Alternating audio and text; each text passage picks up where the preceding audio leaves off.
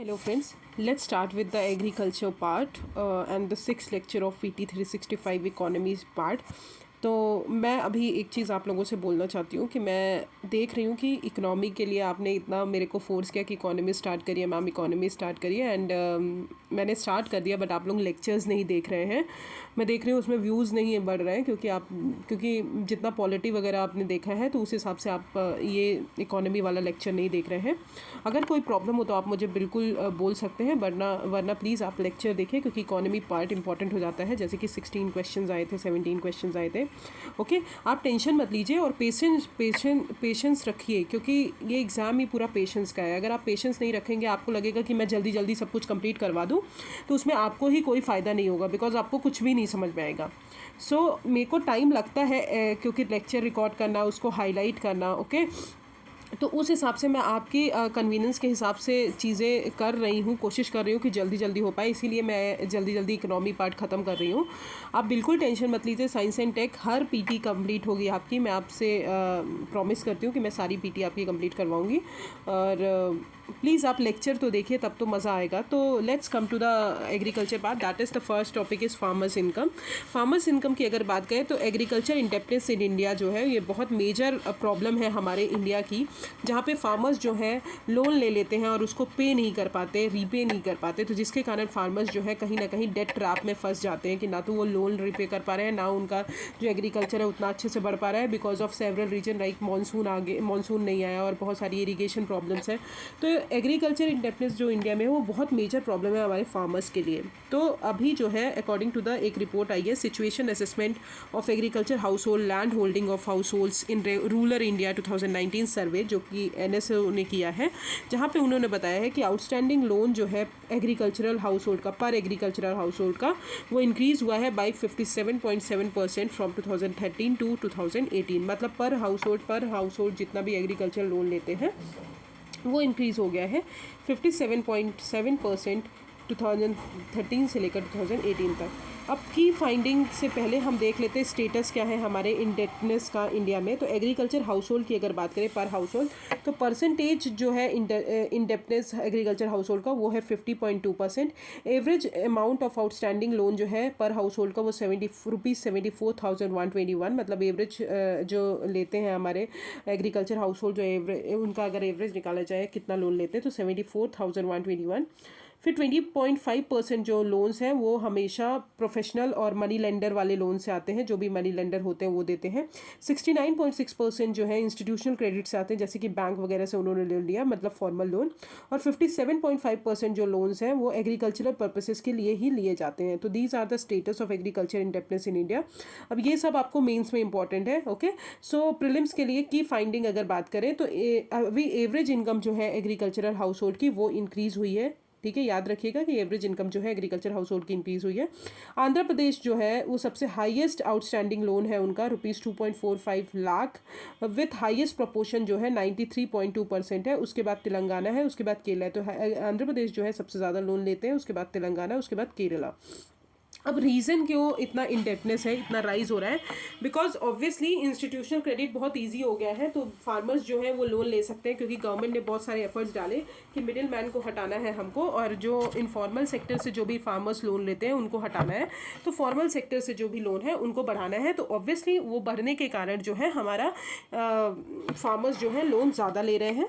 फिर inadequate growth in farm productivity and income because of several factor like cost जो है cultivation को वो बढ़ रहा है, प्राइस वॉल्टिलिटी बढ़ रही है, क्लाइमेट चेंज हो रहा है, तो जिसके कारण हमारा ग्रोथ भी इनएडिक्वेट हो रहा है। Poor risk mitigation mechanism, obviously जो भी क्रॉप इंश्योरेंस कवरेज है वो ज़्यादा नहीं मिल पाता है, तो उतना अच्छे से नहीं मिल पाता, क्वालिटी नहीं प्रोवाइड की जाती।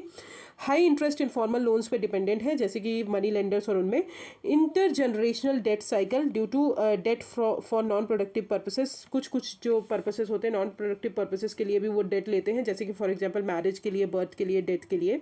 फिर फार्म लोन्स वेबर जो है उसके कारण भी जो है उनको लगता है कि हाँ अगर गवर्नमेंट जो है हमको वेव दे ही रही है वेवर, तो हम क्यों ना लोन ले ले, तो गवर्नमेंट जो है वेव्ड ऑफ करेगी। तो इस चक्कर में जो है इंडेप्टनेस जो है फार्मर्स का वो बढ़ रहा है।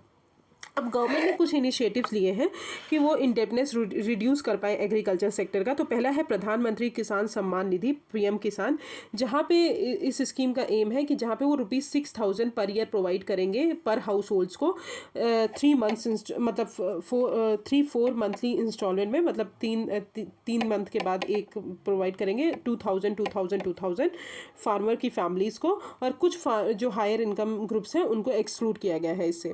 फिर प्रधानमंत्री फसल बीमा योजना, जहाँ पे इंश्योरेंस कवरेज आपको प्रोवाइड करेगा सारे स्टेजेस, मतलब पोस्ट हार्वेस्ट लॉसेज अगर हो रहे हैं उन सब के लिए, तो खरीफ, रबी और हॉर्टिकल्चर के लिए सबके लिए प्रोवाइड किया जाएगा। Increase in minimum support price, सारे 50 और खरीफ और रबी क्रॉप्स के लिए मिनिमम सपोर्ट प्राइस जो है 50% कर दिया है of profit margin of cost of production. Creation of corpus fund बताया अगर तो माइक्रो इरीगेशन फंड क्रिएट किया है 10,000 करोड़ का, जहाँ पे आप इरीगेशन फैसिलिटीज़ प्रोवाइड करेंगे। Agriculture marketing fund to strengthen e NAM और ग्राम्स, और एग्रीकल्चर इंफ्रास्ट्रक्चर जो है एग्रो लॉजिस्टिक डेवलप करने के लिए, जो कि बैकवर्ड एंड फॉरवर्ड लिंकेज को डेवलप करने के लिए 1 लाख करोड़ का जो है कॉर्पस फंड क्रिएट किया है। तो दीज आर द इनिशिएटिव्स जो गवर्नमेंट ने डेट को रिड्यूस करने के लिए लिया है। Now let's come to fertilizer subsidy. तो रिसेंटली ये न्यूज़ में इसलिए है कि सब्सिडी जो है डाई अमोनियम फॉस्फेट की, उसको डाई अमोनियम फॉस्फेट एक फर्टिलाइज़र है, उसकी सब्सिडी को इंक्रीज़ करके ₹500 पर बैग पहले था, अब जो है ₹1200 पर बैग कर दिया है। तो 140% इंक्रीज़ किया है सब्सिडी, जिसके कारण एडिशनल बर्डन जो गवर्नमेंट पे आएगा दैट इज़ 14,775 करोड़। अब फर्टिलाइजर्स इन इंडिया की बात करें तो इंडिया की फर्टिलाइजर इंडस्ट्री जो है वो 3rd लार्जेस्ट है हमारे वर्ल्ड में, और 2nd लार्जेस्ट कंजम्पशन है। मतलब हम कंज्यूम करते हैं फर्टिलाइजर्स की अगर बात करें तो इंडिया की फर्टिलाइजर इंडस्ट्री कौन सी है, 3rd लार्जेस्ट है हमारे वर्ल्ड में, और 2nd लार्जेस्ट कंज्यूमर है हम फर्टिलाइजर्स के। अब डिपेंडिंग ऑन न्यूट्रन कंपोनेंट्स अगर बात करें तो फर्टिलाइजर्स जो है वो 2 कैटेगरीज में डिवाइडेड है। पहला है नाइट्रोजिनस फर्टिलाइजर, दूसरा है phosphate and potassic fertilisers. Okay, in India fertiliser market जो है वो CAGR जो रजिस्टर करता है वो 11.9% ड्यूरिंग फोरकास्ट पीरियड। अब कंसर्न्स क्या है फर्टिलाइजर्स के, सबसे पहले उसके पहले हम कैटेगरीज ऑफ फर्टिलाइजर्स पढ़ ले। तो नाइट्रोजिनस फर्टिलाइजर्स की अगर बात करें तो यूरिया आता है, कैल्शियम अमोनियम नाइट्रेट आता है, ammonium nitrate, ammonium sulphate, anhydrous ammonia and other nitrogenous fertiliser. फिर फॉस्फेटिक की बात करें तो उसमें 3 आते हैं, MAP, DAP and TSP। Mono ammonium phosphate, diammonium phosphate and triple super phosphate. And potash fertilisers की बात करें तो muriate of potash and other potash fertiliser. तो these are the some categories जो 2 कैटेगरीज में डिवाइड किया, nitrogenous fertiliser, potassic and phosphatic fertiliser.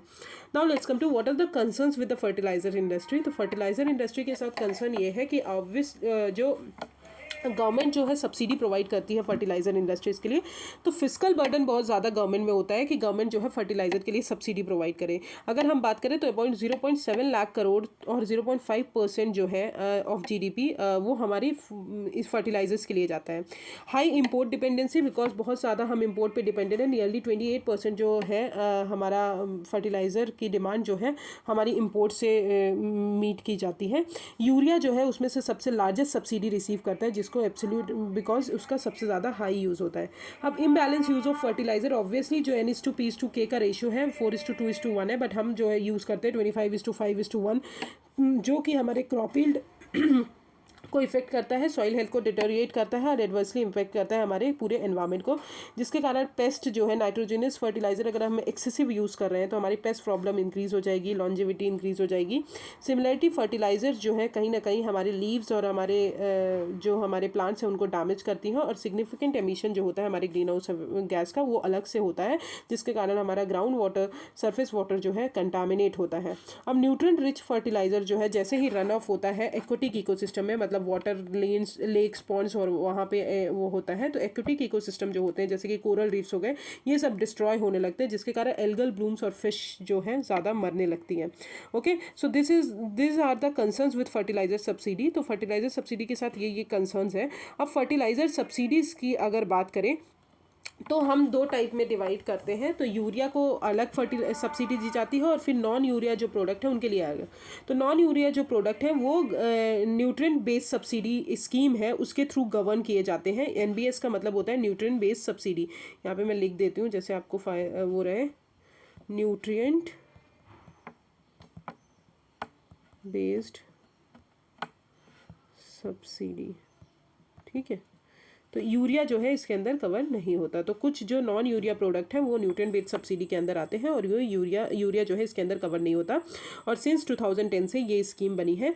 यहाँ पे क्या किया जाता है, फिक्स्ड रेट सब्सिडी प्रोवाइड किया जाती है न्यूट्रिएंट्स के उस पे, मतलब कितना न्यूट्रिएंट्स आप यूज़ करें, नेमली नाइट्रोजन, फॉस्फेट, पोटाश और सल्फर पे गवर्नमेंट जो है एनुअल बेसिस पे fixed rate of subsidy announce करती है। अंडर एनबीएस अगर बात करें तो एमआरपी जो है फॉस्फेटिक एंड पोटाश जो फर्टिलाइजर्स हैं उनको बोला है कि आप एमआरपी जो है आपके पास है आप फिक्स करिए, और फर्टिलाइजर मैन्युफैक्चरर और मार्केटर्स जो है उनको अलाउ करते हैं कि एमआरपी फिक्स करिए आप रीजनेबल रेट पे, उसके बाद जो है आपको सब्सिडी प्रोवाइड की जाएगी, fix rate of subsidy provide की जाएगी। अब यूरिया की अगर बात करें तो यूरिया जो है एनबीएस स्कीम के अंदर नहीं आता, ये प्रोवाइड फार्मर्स को दिया जाता है स्टेटूटरी नोटिफाइड प्राइस, जो कि गवर्नमेंट नोटिफाई करती है कि कितना प्राइस करना है। और एनबीएस में कौन नोटिफाई करता है, जो फर्टिलाइजर्स प्रोड्यूस करते हैं वही जो मैन्युफैक्चरर्स हैं वो करते हैं। अब सेंट्रल गवर्नमेंट अगर बताएं तो सेंट्रल गवर्नमेंट जो है सब्सिडी प्रोवाइड करती है फर्टिलाइजर मैन्युफैक्चरर्स को, इंपोर्टर्स को, जो so that farmers can buy them at affordable price. तो मैन्युफैक्चरर्स को प्रोवाइड करती है और इंपोर्टर्स को, कि फार्मर्स जो है उनसे जाकर अफोर्डेबल प्राइस में जो है फर्टिलाइजर ले लें। बिफोर 2018 की अगर बात करें, 2018 के पहले कंपनीज जो थी उनको रीइंबर्स किया जाता था after the material was dispatch. जैसे ही मटेरियल उन्होंने डिस्पैच कर दिया उसके बाद ही कंपनी को पैसा दिया जाता था, और ये जो है डिस्ट्रिक्ट रिसीव करते थे और डेजिग्नेटेड गोडाउन्स रिसीव करते थे। अब सिंस 2018 के बाद डायरेक्ट बेनिफिट ट्रांसफर जो है इंट्रोड्यूस किया गया, जहाँ पे मनी जो है डायरेक्टली ट्रांसफर किया जाता है रिटेलर्स के अकाउंट में, और रिटेलर्स जो है weekly reimburse weekly after the actual sale to farmers. जैसे ही वो उनके मतलब रिटेलर्स के अकाउंट में ट्रांसफर किया जाता है और जैसे वो फार्मर को सेल कर देते हैं फर्टिलाइजर, तो उनको में वीकली रीइंबर्स किया जाता है। तो ये हो गई सेंट्रल गवर्नमेंट की ये जो हो गई न्यूट्रिएंट बेस्ड सब्सिडी। तो याद रखिएगा न्यूट्रिएंट बेस्ड सब्सिडी स्कीम के अंदर हमारा यूरिया कवर नहीं होता है। ओके, और ये जो न्यूट्रिएंट बेस्ड सब्सिडी है वो ministry of chemical and fertilizers के अंदर आती है, तो ये भी याद रखिएगा, ये भी एक मोस्ट इंपॉर्टेंट पॉइंट है। अब आते हैं वे फॉरवर्ड की अगर बात करें तो हमारे इन चैलेंजेस को एड्रेस करने के लिए हमको डायरेक्ट कैश ट्रांसफर करना पड़ेगा जो फार्मर्स के अकाउंट है वहाँ पे, और पर बैग कितना न्यूट्रिएंट्स, कितना पोटाश, कितना आप यूज़ कर सकते हैं फर्टिलाइजर, वो भी हमको डेजिग्नेट करना पड़ेगा according to their agro climatic condition, जहाँ पे वो रहते हैं, जहाँ पे वो ग्रो करते हैं। और ग्रीन ऑल्टरनेटिव्स जो है वो प्रमोट करने पड़ेंगे, जैसे कि बायो फर्टिलाइजर्स प्रमोट करना पड़ेगा, स्लो रिलीज नेचुरल प्रोडक्ट जो है लाइक मेरोल ग्रेनाइट जो है इन सबको स्लो रिलीज करना पड़ेगा। तो ये हो गया हमारा वे फॉरवर्ड। अब regulatory environment for fertilizers sector की अगर बात करें तो जैसे कि हम देखते हैं कि कंट्रोल्ड एमआरपी है, ठीक है, गवर्नमेंट कंट्रोल करती है एमआरपी, जैसे कि फर्टिलाइजर उनको दे देती है। सब्सिडी जो है डोमेस्टिक प्रोड्यूसर्स को देती है कॉस्ट प्लस बेसिस पे, ठीक है, कॉस्ट प्लस बेसिस पे। कंसाइनमेंट जो है कंसाइनमेंट स्पेसिफिक सब्सिडी जो है कुछ इंपोर्टर्स को देती है।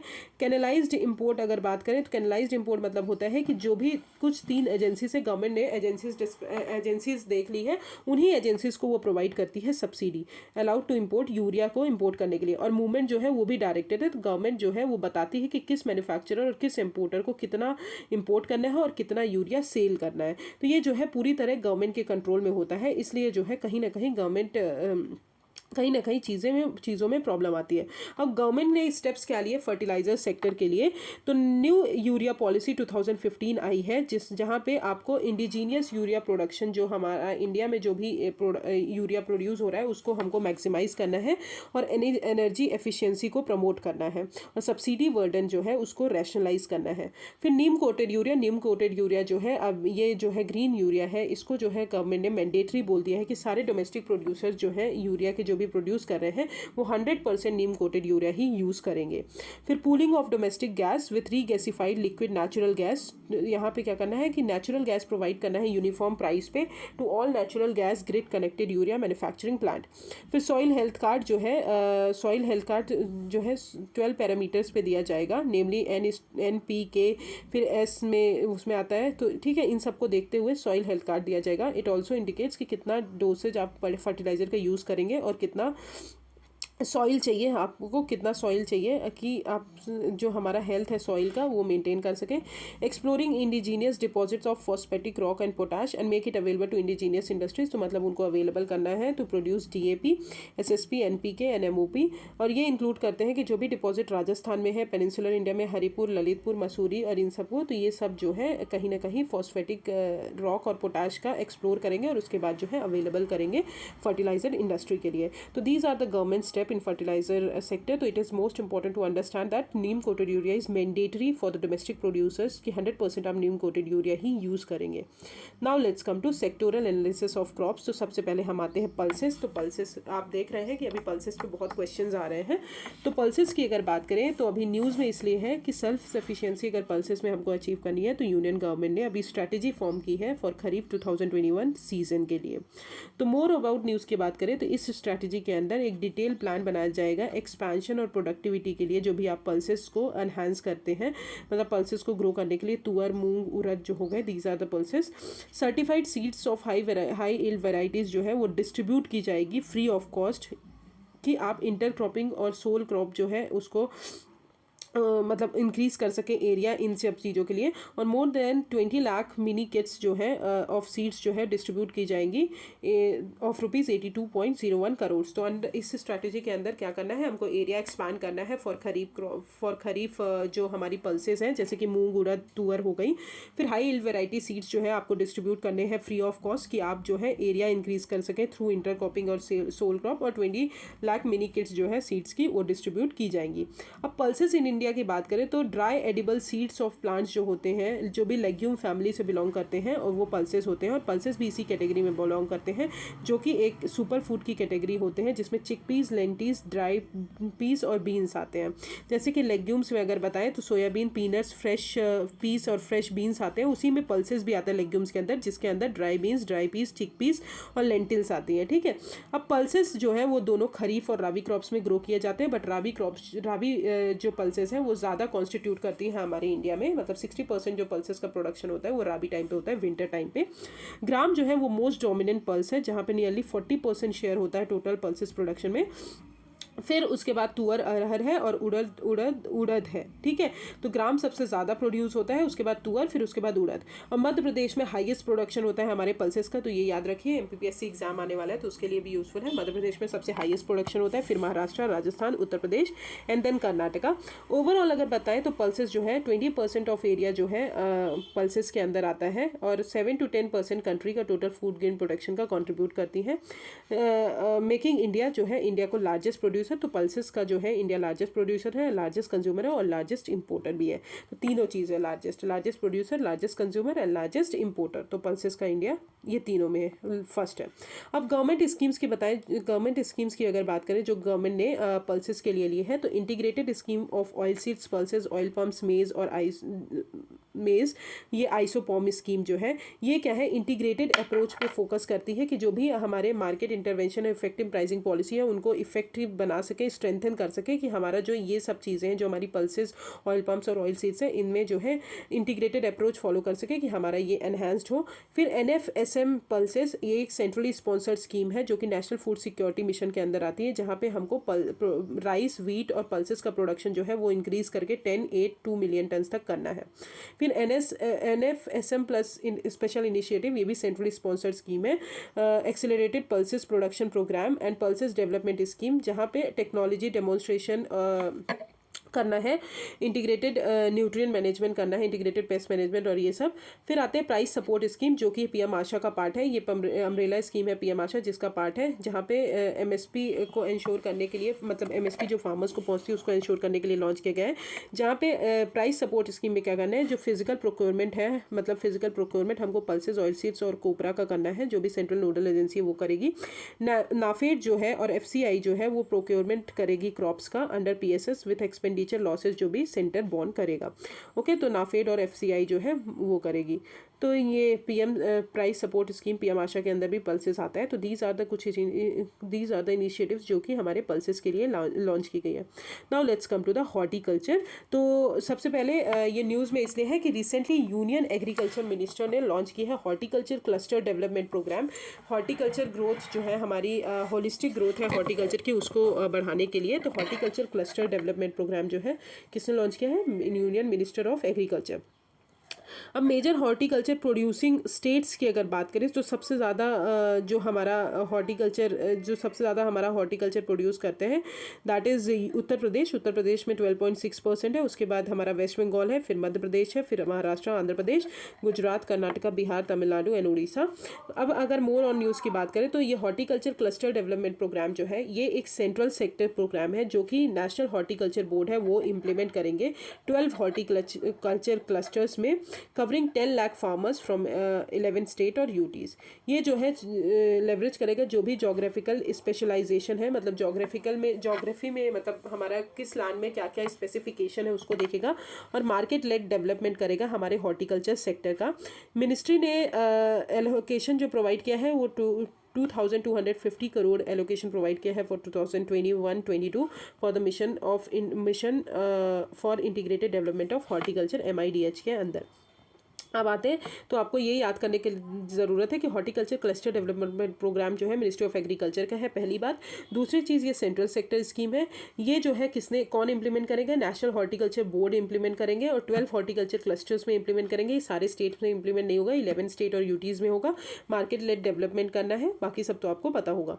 अब आते हैं हॉर्टिकल्चर के बारे में जानते हैं। तो हॉर्टिकल्चर जो है इसमें क्या करते हैं, जो भी हमारे हॉर्टिकल्चर क्रॉप्स हैं उनके इंप्रूवमेंट, उनके प्रोडक्शन, उनके यूटिलाइजेशन के लिए, जैसे कि फ्रूट्स हो गए, वेजिटेबल्स हो गए, स्पाइसेस हो गए, कॉन्डिमेंट्स हो गए, ornamental plantation, medicinal, aromatic plant, तो ये सब हॉर्टिकल्चर में आते हैं। हॉर्टिकल्चर क्रॉप्स जो है वो हाई वैल्यू क्रॉप्स हैं जहाँ पे हायर प्रोडक्टिविटी होती है पर यूनिट एरिया की। अगर बात करें एक एरिया में बहुत ज़्यादा हॉर्टिकल्चर प्रोडक्शन होता है एंड इसके लिए इरिगेशन भी कम लगता है और इनपुट कॉस्ट भी हमारा कम लगता है। तो द डाइवर्स एग्रोक्लाइमेटिक कंडीशन और rich diversity of crops and genetic resources enable India to produce a wide range of horticulture crops. और इंडिया जो है 13% अकाउंट करता है ग्लोबल प्रोडक्शन ऑफ फ्रूट्स में और 21% वेजिटेबल्स में, जो कि इंडिया जो है सेकेंड लार्जेस्ट प्रोड्यूसर है आफ्टर द चाइना। इंडिया जो है फर्स्ट पोजीशन पे है in production of banana, mango, lime, lemon, papaya, ओकरा। तो फर्स्ट पोजीशन किस में है, बनाना, मैंगो, लाइम, लेमन, पपाया, ओकरा। ठीक है, nearly 90% of total horticulture production जो है फ्रूट्स और वेजिटेबल्स का होता है। अब आते हैं MIDH, तो mission for integrated development of horticulture. ये एक सेंट्रली स्पॉन्सर्ड स्कीम है जो कि हमारे हॉर्टिकल्चर सेक्टर का होलिस्टिक डेवलपमेंट करती है। इसके अंदर गवर्नमेंट ऑफ इंडिया जो है 60% of total outlay development programmes के लिए सारे स्टेट्स को देती है और 90% जो है नॉर्थ ईस्टर्न स्टेट और हिमालयस के लिए और 60% जो है अदर स्टेट्स को देती है गवर्नमेंट ऑफ इंडिया। ये जो है टेक्निकल एडवाइस और एडमिनिस्ट्रेटिव सपोर्ट भी स्टेट गवर्नमेंट को प्रोवाइड करते हैं कि स्टेट हॉर्टिकल्चर मिशन को for saffron mission, other horticulture related राष्ट्रीय कृषि विकास योजना के अंदर जो भी आते हैं। इसके अंदर बहुत सारी सब स्कीम्स और स्ट्रैटेजीज भी आती हैं हॉर्टिकल्चर को इम्प्रूव करने के लिए, जिसमें से मोस्ट इंपॉर्टेंट स्कीम है दैट इज़ चमन स्कीम, जो कि जिसका फुल फॉर्म है coordinated programme on horticulture assessment and management using geo informatics. तो ये चमन से समझ में आ रहा है कि MIDH के अंदर ही आता है, जहाँ पे हमको हॉर्टिकल्चर को असेसमेंट करना है थ्रू किससे, रिमोट सेंसिंग और GIS बेस्ड टेक्नोलॉजी जो होता है उसको सर्वे करके, उससे हमको फील्ड सर्वे करके उसके बाद हॉर्टिकल्चर असेसमेंट करना है। तो ये हो गया हमारा चमन स्कीम। अब स्कीम्स जो MIDH के अंदर आती है, पहली है नेशनल हॉर्टिकल्चर मिशन, ठीक है, फिर national horticulture mission for north eastern Himalayan region, national bamboo mission, national horticulture board, coconut development board और सेंट्रल इंस्टीट्यूट फॉर हॉर्टिकल्चर। तो याद रखिएगा कोकोनट डेवलपमेंट बोर्ड भी इसी के अंदर आता है। तो this is the horticulture, I hope it is clear. Now let's come to cotton cultivation. तो ये भी मैं पढ़ा चुकी हूँ आपको, ठीक है, मंथली मैगजीन में। तो रिसेंटली 2 रिपोर्ट आई है जो कि कॉटन 2040 ने रिलीज़ की है, जिसका टाइटल है physical climate risk assessment for global cotton production और physical climate risk and vulnerability assessment for India. तो दोनों रिपोर्ट कौन रिलीज़ किया है, कॉटन 2040 रिलीज़ किए हैं। सबसे पहले हम कॉटन 2040 के बारे में देख लेते हैं और की फाइंडिंग क्या है रिपोर्ट की। तो सारे जो हमारे जहाँ जो भी कॉटन ग्रोइंग रीजन है, जहाँ जहाँ भी कॉटन ग्रो होते हैं, वो हमारा जो रीजन है वो इंक्रीज, उस वहाँ पे क्या हुआ है कि रिस्क जो है इंक्रीज हो गया है, जो कि क्लाइमेट हज़ार्ड्स का कुछ ना कुछ क्लाइमेट हज़ार्ड्स आते हैं, तो कॉटन ग्रोइंग रीजन जो है वो एक्सपोज हो गया है उन रिस्क के through. All 6 highest cotton producing countries जो है, जैसे कि इंडिया हो गई, USA, चाइना, ब्राज़ील, पाकिस्तान और टर्की, जहाँ पे क्लाइमेट रिस्क बहुत इंक्रीज हो गया है। पर्टिकुलरली अगर बात करें तो ड्राउट्स, ठीक है, सूखापन और एक्सट्रीम रेनफॉल जो है वो भी इंक्रीज हो चुके हैं। अब कॉटन 2040 है क्या? तो कॉटन 2040 एक प्लेटफॉर्म है जो कि सस्टेनेबल कॉटन इंडस्ट्री को डेवलप करने में हेल्प करती है। बहुत सारे कंट्रीज़ को मिला के, लीडिंग ब्रांड्स को मिला के, रिटेलर्स, ट्रेडर्स, उन सबको मिला के ये जो है फैसिलिटेट किसने किया था? फोरम फॉर द फ्यूचर, जो कि leading international sustainability non profit organisation है। ओके, तो cotton 2040 it's clear. Now let's come to physical climate risk and vulnerability assessment for India. तो ये एक first ever detailed physical climate risk and vulnerability assessment है जो कि India के cotton sector के लिए की गई है। अब की फाइंडिंग्स अगर बताएं इस रिपोर्ट की, तो क्लाइमेट चेंज जो है वो कहीं ना कहीं 1/3 जो है इंडिया का कॉटन जहाँ पे ग्रो होता है वो उस रीजन में हाई रिस्क प्रोवाइड कर रहा है, क्योंकि टेम्परेचर बढ़ रहा है, रेनफॉल के चेंजेस हो रहे हैं।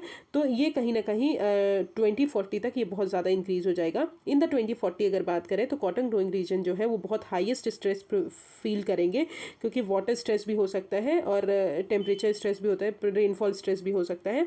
सारे डिस्ट्रिक्ट जो है एक्सपीरियंस करेंगे लेबर प्रोडक्टिविटी जो है वो सिग्निफिकेंटली कम हो रही है, बिकॉज इतना धूप और इतना बारिश होगा तो लोग लेबर जो है काम करने नहीं आएंगे, तो इसलिए जो है ये भी एक्सपीरियंस करेंगे। और common areas of vulnerability in all cotton growing district studied include multi dimensional poverty हो सकती है, low female work participation rate, low male and female literacy rate, limited access to banking service, technology and information. Okay, so these are the key findings of the report. ठीक है, अब आते हैं हम cotton cultivation in India की अगर बात करें तो कॉटन जो है खरीफ क्रॉप है, आपको ये याद करने की ज़रूरत है। और ये जो है ब्लैक सॉइल में ग्रो करी जाती है, क्योंकि वहाँ पे हाई वाटर रिटेंशन कैपेसिटी होती है कि वाटर वो स्टोर कर पाते हैं बहुत टाइम के लिए। एनुअल टेम्परेचर जो हमको रिक्वायर्ड है वो that is 20 to 28 degree Celsius, और रेनफॉल जो है 55 to 110 सेंटीमीटर जो है आइडियल है। और इनमें मिनिमम जो है 180 फॉस्ट फ्री डेज चाहिए हमको। ठीक है, तो याद रखिए कॉटन जो है खरीफ क्रॉप है। ठीक है, ब्लैक सॉइल में ग्रो किया जाता है बिकॉज वहाँ पे वाटर रिटेंशन कैपेसिटी वहाँ की हाई होती है। एवरेज टेम्परेचर की 20 to 28 डिग्री ज़रूरत है सेल्सियस, और रेनफॉल 55 to 110 सेंटीमीटर, और मिनिमम 180 फॉस्ट फ्री डेज चाहिए होते हैं। अब मेजर कॉटन कल्टीवेशन जो है वो 10 मेजर कॉटन ग्रोइंग स्टेट से आता है, जो कि 3 डाइवर्स इकोलॉजिकल ग्रुप में वो है। जैसे नॉर्दर्न जोन की अगर बात करें तो पंजाब और हरियाणा, राजस्थान 16.8% टोटल प्रोडक्शन करते हैं।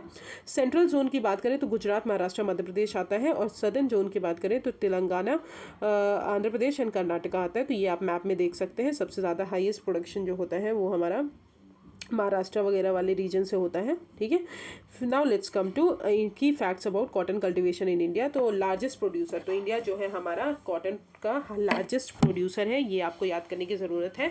इंडिया जो है लार्जेस्ट प्रोड्यूसर है हमारे वर्ल्ड में कॉटन का एज 2020, और ये जो है फर्स्ट प्लेस पे रैंक करता है in terms of land area, जो कि कॉटन कल्टीवेशन में आता है। और सेकेंड लार्जेस्ट कंज्यूमर है हमारे कॉटन का आफ्टर चाइना। इंडियन के फार्मर्स जो है वो 4 टाइप के कॉटन को ग्रो करते हैं। पहला है एशियन कॉटन, फिर Egyptian cotton, American upland cotton और देसी कॉटन। तो दीज आर द 4 टाइप्स जिस पे वो करते हैं। Currently more than 80% of the cotton जो ग्रो होता है इंडिया में दैट इज़ बीटी कॉटन हम ग्रो करते हैं।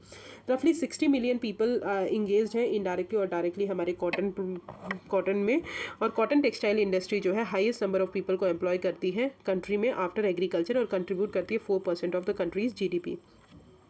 इन 2018-19 की अगर बात करें तो टेक्सटाइल एंड क्लॉथिंग जो है वो 12% ऑफ इंडियाज टोटल एक्सपोर्ट का कॉन्स्टिट्यूट करता है। और 2019-20 में इंडिया जो है 6,000 मेट्रिक टन जो है कॉटन लिंट आउट किया, out of 900 metric tons were exported. Okay, so this is the cotton, I hope it is clear. Now let's come to national mission on edible oil and oil palms. ठीक है, तो recently cabinet ने approve किया है new centrally sponsored scheme. तो new centrally sponsored scheme निकाली है cabinet ने, that is national mission on edible oil, oil palm, जो कि डोमेस्टिक कल्टीवेशन है ऑयल पाम का, उसको प्रोड्यूस करने के लिए नेक्स्ट 5 ईयर्स के लिए। तो ये क्या है, ये सब्ज्यूम करेगी करंट जो नेशनल फूड सिक्योरिटी मिशन है जिसके अंदर ऑयल पाम प्रोग्राम आते हैं, उसको सब्ज्यूम करेगी। और ये प्रपोज करेगी कि एडिशनल एरिया जो है 6.5 लाख हेक्टेयर्स जो है ऑयल पाम के लिए हम ले आए अगले 5 ईयर्स में। और हाँ, जो हम टारगेट करें 10 लाख हेक्टेयर्स जो है अल्टीमेटली हमारा टारगेट है। अब पाम ऑयल की अगर बात करें तो पाम ऑयल और ऑयल पाम जो है वो प्रोड्यूस होता है पाम फ्रूट से ऑफ अफ्रीकन ऑयल पाम जो है, और एलियस ओलिफेरा जो कि है indigenous to south and central America. ये एज अ वेजिटेबल ऑयल ये विटामिन ए, विटामिन ई में रिच होता है, इसमें कोई ट्रांस फैटी एसिड्स नहीं होते, और फूड प्रोडक्ट्स में ये यूज़ किया जाता है for industrial application.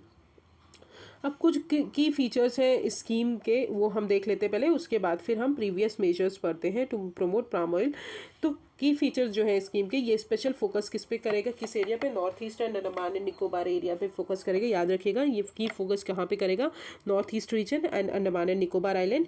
Price assurance जो है ऑयल पाम फार्मर्स के लिए उस लाइन पे दिया जाएगा जैसे एमएसपी दिया जाता है फ्रेश फ्रूट बंचेस के लिए, और उससे ऑयल एक्सट्रैक्ट किया जाएगा, इंडस्ट्री जो भी ऑयल एक्सट्रैक्ट करेगी, और उसको नाम दिया गया है वाइबिलिटी प्राइस। तो this is known as viability price. Assurance जो फार्मर्स को दिया जाएगा in the form of viability gap funding के थ्रू, और इंडस्ट्री जो है वो मैंडेट है कि इंडस्ट्री को 14.3% of crude palm oil price का पे करना पड़ेगा, which will eventually go up to 15.3% भी पे कर सकते हैं।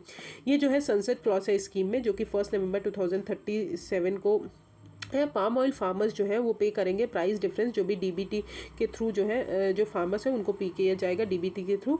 और ये इम्पटस देंगे हमारे north east Andaman and Nicobar के लिए कि गवर्नमेंट जो है एडिशनली 2% कॉस्ट जो है सीपीओ का बियर करे, और ये प्रोटेक्ट करेंगे फार्मर्स को कि जो भी इंटरनेशनल क्रूड पाम ऑयल के प्राइसेस जो है इंटरनेशनल फ्लक्चुएशन होता है उनसे फार्मर्स को प्रोटेक्ट करेंगे और provide them and protect him from volatility. ₹29,000 per hectare जो है असिस्टेंस फार्मर को दिया जाएगा कि वो प्लांट करें हमारे materials. Substantial increase is made for maintenance, मतलब जो भी इंक्रीज होगा एंड इंटरक्रॉपिंग इंटरवेंशन होंगे उसके लिए भी हेल्प की जाएगी। स्पेशल असिस्टेंस एट ₹250 पर प्लांट दिया जाएगा टू रेपलेंट ओल्ड गार्डन, मतलब जो भी ओल्ड गार्डन है उसको रेपलेंट करने के लिए, for rejuvenation of old gardens. Special assistance जो है north east Andaman and region को दिया जाएगा जहाँ पे स्पेशल प्रोविजन बनाए जाएंगे for half moon terrace cultivation. Up to 100 lakh assistance जो है सीड गार्डन्स को दिया जाएगा for 15 hectares in north eastern Andaman and Nicobar, and 80 lakhs for 15 hectares in rest of India to ensure वहाँ पे कोई भी प्लांटिंग का मटेरियल जो है वहाँ पे शॉर्टेज नहीं होना चाहिए।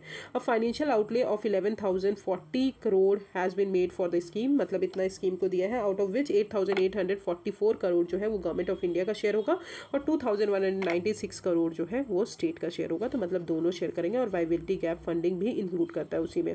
ओके, सो क्या क्या फीचर्स हैं तो एक बार देख लेते। नॉर्थ ईस्टर्न अंडमान ने निकोबार पे फोकस करा है। प्राइस एश्योरेंस फार्मर्स को देंगे एमएसपी बेसिस पे। वाइबिलिटी गैप प्राइस बोला है।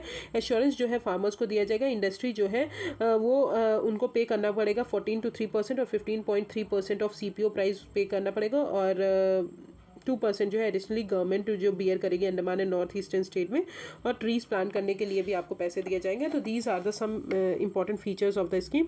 Now let's come to what are the previous measures to promote palm oil. तो इन 1991-92 मिनिस्ट्री ऑफ एग्रीकल्चर ने लॉन्च किया था ऑयल पाम डेवलपमेंट प्रोग्राम। किसके अंदर लॉन्च किया था? Technology mission on oil seeds and pulses programme के अंदर लॉन्च किया था, जहाँ पे उन्होंने बोला था कि ऑयल पाम जो एरिया है उसको एक्सपैंड करना है आंध्र प्रदेश, कर्नाटका, तमिलनाडु, उड़ीसा, गुजरात और गोवा में। फिर 1995 में national research centre for oil palm जो है सेटअप किया गया in west Godavari district Andhra Pradesh में, जो कि लेटर उसको रीनेम क्या किया गया? Directorate of oil palm research. फिर 2004-05 में उसके बाद क्या किया कि oil palm cultivation scheme launch की गई, इंप्लीमेंट की गई 12 स्टेट्स में as a part of integrated scheme of oil seeds, pulses, oil palm and मेज। 2011-12 में ऑयल पाम जो एरिया है उसको एक्सपैंड किया गया under the flagship scheme UPA के अंदर, राष्ट्रीय कृषि विकास योजना। 2014-15 के अंदर national mission on oil seeds and oil palm launch किया गया, और 2018-19 में उसको मर्ज कर दिया गया नेशनल फूड सिक्योरिटी मिशन के अंदर। 2015 में यूनियन गवर्नमेंट ने बुलाया कि 100% एफडीआई जो है हम प्लांटेशन क्रॉप्स के लिए देंगे, coffee, cardamom, palm oil tree oil, olive oil tree and rubber विया ऑटोमेटिक रूट से। ऑटोमेटिक रूट्स मतलब गवर्नमेंट को वहाँ पे कोई भी अप्रूवल की ज़रूरत नहीं होगी, और स्टेट को एडवाइस किया कि वो ऑयल पाम जो है एज अ प्लांटेशन क्रॉप की तरह डिक्लेयर करे, सो दैट प्राइवेट जो हमारी सेक्टर है वो भी हमारे ऑयल पाम एरिया में प्लांटेशन क्रॉप में इन्वेस्ट कर सके, मतलब ऑयल पाम में इन्वेस्ट कर सके, कल्टीवेशन में और उसके प्रोसेसिंग में। Okay, so these are the जो पास्ट हमने स्टेप्स लिए, अभी जो है हमने ये स्कीम लाई। अब सिग्निफिकेंस क्या है इस स्कीम का कि इंडिया जो है लार्जेस्ट इंपोर्टर है हमारे पाम ऑयल का। तो याद रख लीजिए कि इंडिया जो है लार्जेस्ट इंपोर्टर है पाम ऑयल का, और ये जो है कहीं ना कहीं हमारा इम्पोर्ट जो डिपेंडेंसी है उसको रिड्यूस करेगा। और डोमेस्टिक प्रोडक्शन जो है क्रूड पाम ऑयल का वो एक्सपेक्टेड राइस कितना कर देगा? 11.20 lakh ton by 2025-26। Cost competitiveness बढ़ाएगा विस vegetables, oils and animals fats जो है as a palm oil producers 10 to 46 time more hectares. Vast palm oil production potential बढ़ेगा। फूड इन्फ्लेशन जो है रिड्यूस होगा क्योंकि हमारे यहाँ ही बनेगा। क्लाइमेट चेंज मैनेजमेंट में हेल्प करेगा बिकॉज ये कार्बन सिक्वेस्ट्रेशन में हेल्प करते हैं। ग्लोबल डिमांड्स को मीट करने में हेल्प करेगा as it main vegetable oil due to adequate availability versatility. Global demand जो है वेजिटेबल ऑयल्स की प्रोजेक्टेड एस्टिमेटेड मतलब इतना है कि इंक्रीज हो जाएगी 46% बाय 2050। तो these are the some significance of it. Now let's come to initiatives for sustainable palm oil production. अगर बात करें तो round table on sustainable palm oil, ये क्या है, एक नॉन प्रॉफिट इंटरनेशनल मेंबरशिप है, ऑर्गेनाइजेशन है, जहाँ पे सारे स्टेक होल्डर जहाँ पे पाम ऑयल प्रोड्यूस होता है वो पाम ऑयल इंडस्ट्री के लिए हेल्प करेंगे। ये स्टेब्लिश 2004 में हुआ था, जो कि प्रोडक्शन और सस्टेनेबल यूज़ जो है पाम ऑयल का उसको प्रमोट करने के लिए, और ये develop and implements global standard for palm oil. अब ग्रीन पाम जो है ये एक सर्टिफिकेट ट्रेडिंग प्रोग्राम है, जहाँ पे कंज्यूमर्स को अलाउ किया जाता है, उनको फ्लेक्सिबिलिटी दी जाती है कि वो सस्टेनेबल पाम ऑयल जो है सर्टिफिकेट परचेस कर सकते हैं। सर्टिफिकेट जो है वो इशू किया जाएगा प्रोड्यूसर्स को, जो कि RSPO का मेंबर होंगे, मतलब इसके round table on sustainable palm oil के मेंबर होंगे, और सर्टिफाइड किया जाता है कि आप पाम ऑयल प्रोड्यूस कर सकते हैं इन द सस्टेनेबल मैनर। फिर सस्टेनेबल पाम ऑयल कोएलिशन, ये 2010 में फॉर्म हुई थी इंडिया में, to lobby with the government for an incentives based platform to encourage imports of sustainable palm oil. ठीक है, तो इस चीज़ के लिए आया था। तो I hope it is clear, palm oil का इंडिया जो है लार्जेस्ट इंपोर्टर है। Now let's come to jute industry. Jute industry is very important industry, जैसे कॉटन इंडस्ट्री है, तो जूट इंडस्ट्री अभी न्यूज़ में इसलिए है कि cabinet committee of economic affairs जो है उन्होंने बोला है कि मैंडेटरी आप जूट पैकेजिंग करेंगे दिस ईयर। मतलब उन्होंने बोला कि 100% जो फूड ग्रेन्स हैं वो जूट बैग में पैक्ड होने चाहिए, और 20% शुगर जो है वो भी कंपलसरी जूट बैग्स में पैक होने चाहिए under the jute packaging compulsory use in packing commodities act 1987। Okay, तो 100% फूड ग्रेन्स आपको पैक करना है, 20% शुगर आपको पैक करना है।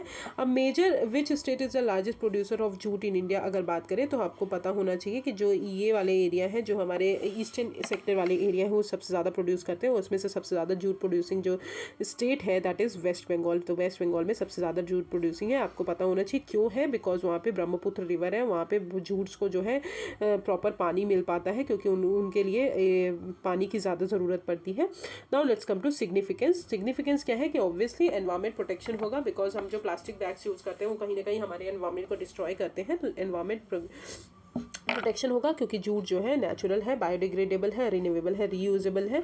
ये इंटरेस्ट जो है, मतलब जो भी डोमेस्टिक प्रोडक्शन कर रहे हैं हमारे रॉ जूट का, उसको प्रोटेक्ट करेगा, उनके इंटरेस्ट को प्रोटेक्ट करेगा, और उनको इनकम्स प्रोवाइड होंगी। Ensure is guaranteed market for produce of 40 lakh jute farmers.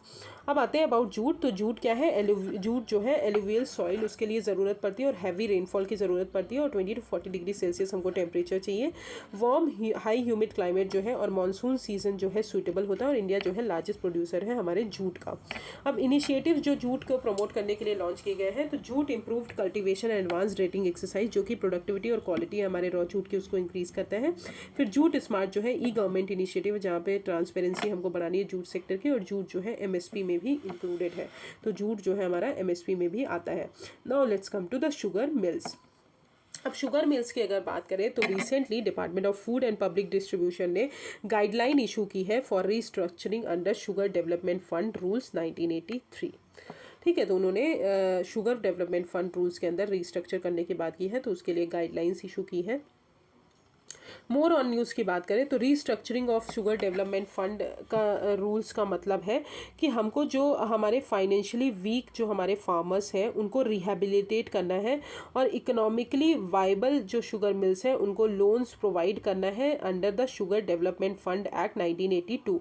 अब शुगर डेवलपमेंट फंड जो है ये प्रेजेंटली यूटिलाइज़ किया जाता है कि जो भी शुगर मिल्स हैं उनको लोन ग्रांट कर सके, उनके रिहेबिलिटेशन, उनको मॉडर्नाइज करने के लिए, कि वो जो है अच्छे से शुगर जो है वो प्रोड्यूस कर पाए।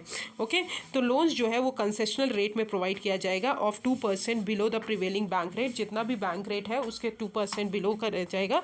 आउटस्टैंडिंग अमाउंट जो है डिफ़ॉल्ट का of SDF loans is 3068.31 crore है। ओके, अब की हाईलाइट्स की अगर बात करें हमारे न्यू गाइडलाइंस की, तो गाइडलाइंस जो है यूनिफॉर्मली एप्लीकेबल है फॉर SDF लोन्स, जितने भी कंसर्न है, जितने भी टाइप्स के कंसर्न है उनसे related, including cooperative sectors, private limited companies और पब्लिक लिमिटेड कंपनीज, ये सबको जो है यूनिफॉर्मली एप्लीकेबल होगा। एलिजिबिलिटी क्राइटेरिया की अगर बात करें तो ये जो है इन कैश लॉसेस इनकर करेगा जो कंटिन्यूसली लास्ट 3 फाइनेंशियल ईयर में आपने लॉस किए हैं। नेट वर्थ जिसका नेगेटिव है, मतलब जितने भी मिल्स हैं हमारे, अगर 3 फाइनेंशियल ईयर के लिए उनको कंटिन्यूसली लॉस हुआ है उनको दिया जाएगा। और नेट वर्थ जिनका नेगेटिव है, मतलब शुगर फैक्ट्री नेट वर्थ जिनका नेगेटिव है उनको दिया जाएगा। जिनकी शुगर फैक्ट्री क्लोज नहीं हुई है और नीड सीज टू क्रश केन, और उन्होंने अपना जो केन है वो क्रश करना बंद नहीं किया है for more than 2 sugar season excluding the current sugar season को एक्सक्लूड किया जाएगा। ओके, तो वो जो है एलिजिबिलिटी क्राइटेरिया है वो जो है इस स्कीम्स के अंदर आएंगे। समझ में आ गया आपको? अगर नहीं समझ आए तो एक बार दोबारा बताती हूँ कि एलिजिबिलिटी क्राइटेरिया क्या है, कि जो भी 3 साल से लॉस में चल रहे हो शुगर कैश, मतलब जिनके पास लॉसेस है 3 फाइनेंशियल ईयर से, और जिसका नेटवर्थ नेगेटिव है और जिसकी शुगर फैक्ट्री बंद नहीं हुई है और उन्होंने क्रश जो केन है उसको क्रश करना बंद नहीं किया है, तो वो जो है उसमें आएंगे, मतलब 2 शुगर सीजन में, और करेंट शुगर सीजन जो है वो एक्सक्लूड किया जाएगा। अब बेनिफिट्स क्या है? 2 ईयर्स मोरेटोरियम प्रोवाइड किया जाएगा, देन 5 ईयर्स ऑफ रीपेमेंट, फिर वेवर दिया जाएगा, additional interest rate in full will be given to eligible sugar factories, और रेट ऑफ इंटरेस्ट जो है वो भी चेंज किया जाएगा to interest rate as per prevailing bank rate. Okay, so this is the what are the changes जो भी मैंने बताया न्यू गाइडलाइंस के अंदर। Now let's come to sugar cane pricing policy. तो ये बहुत इंपॉर्टेंट हो जाता है। तो सबसे पहले आते हैं फेयर एंड रेम्यूनरेटिव प्राइसेस।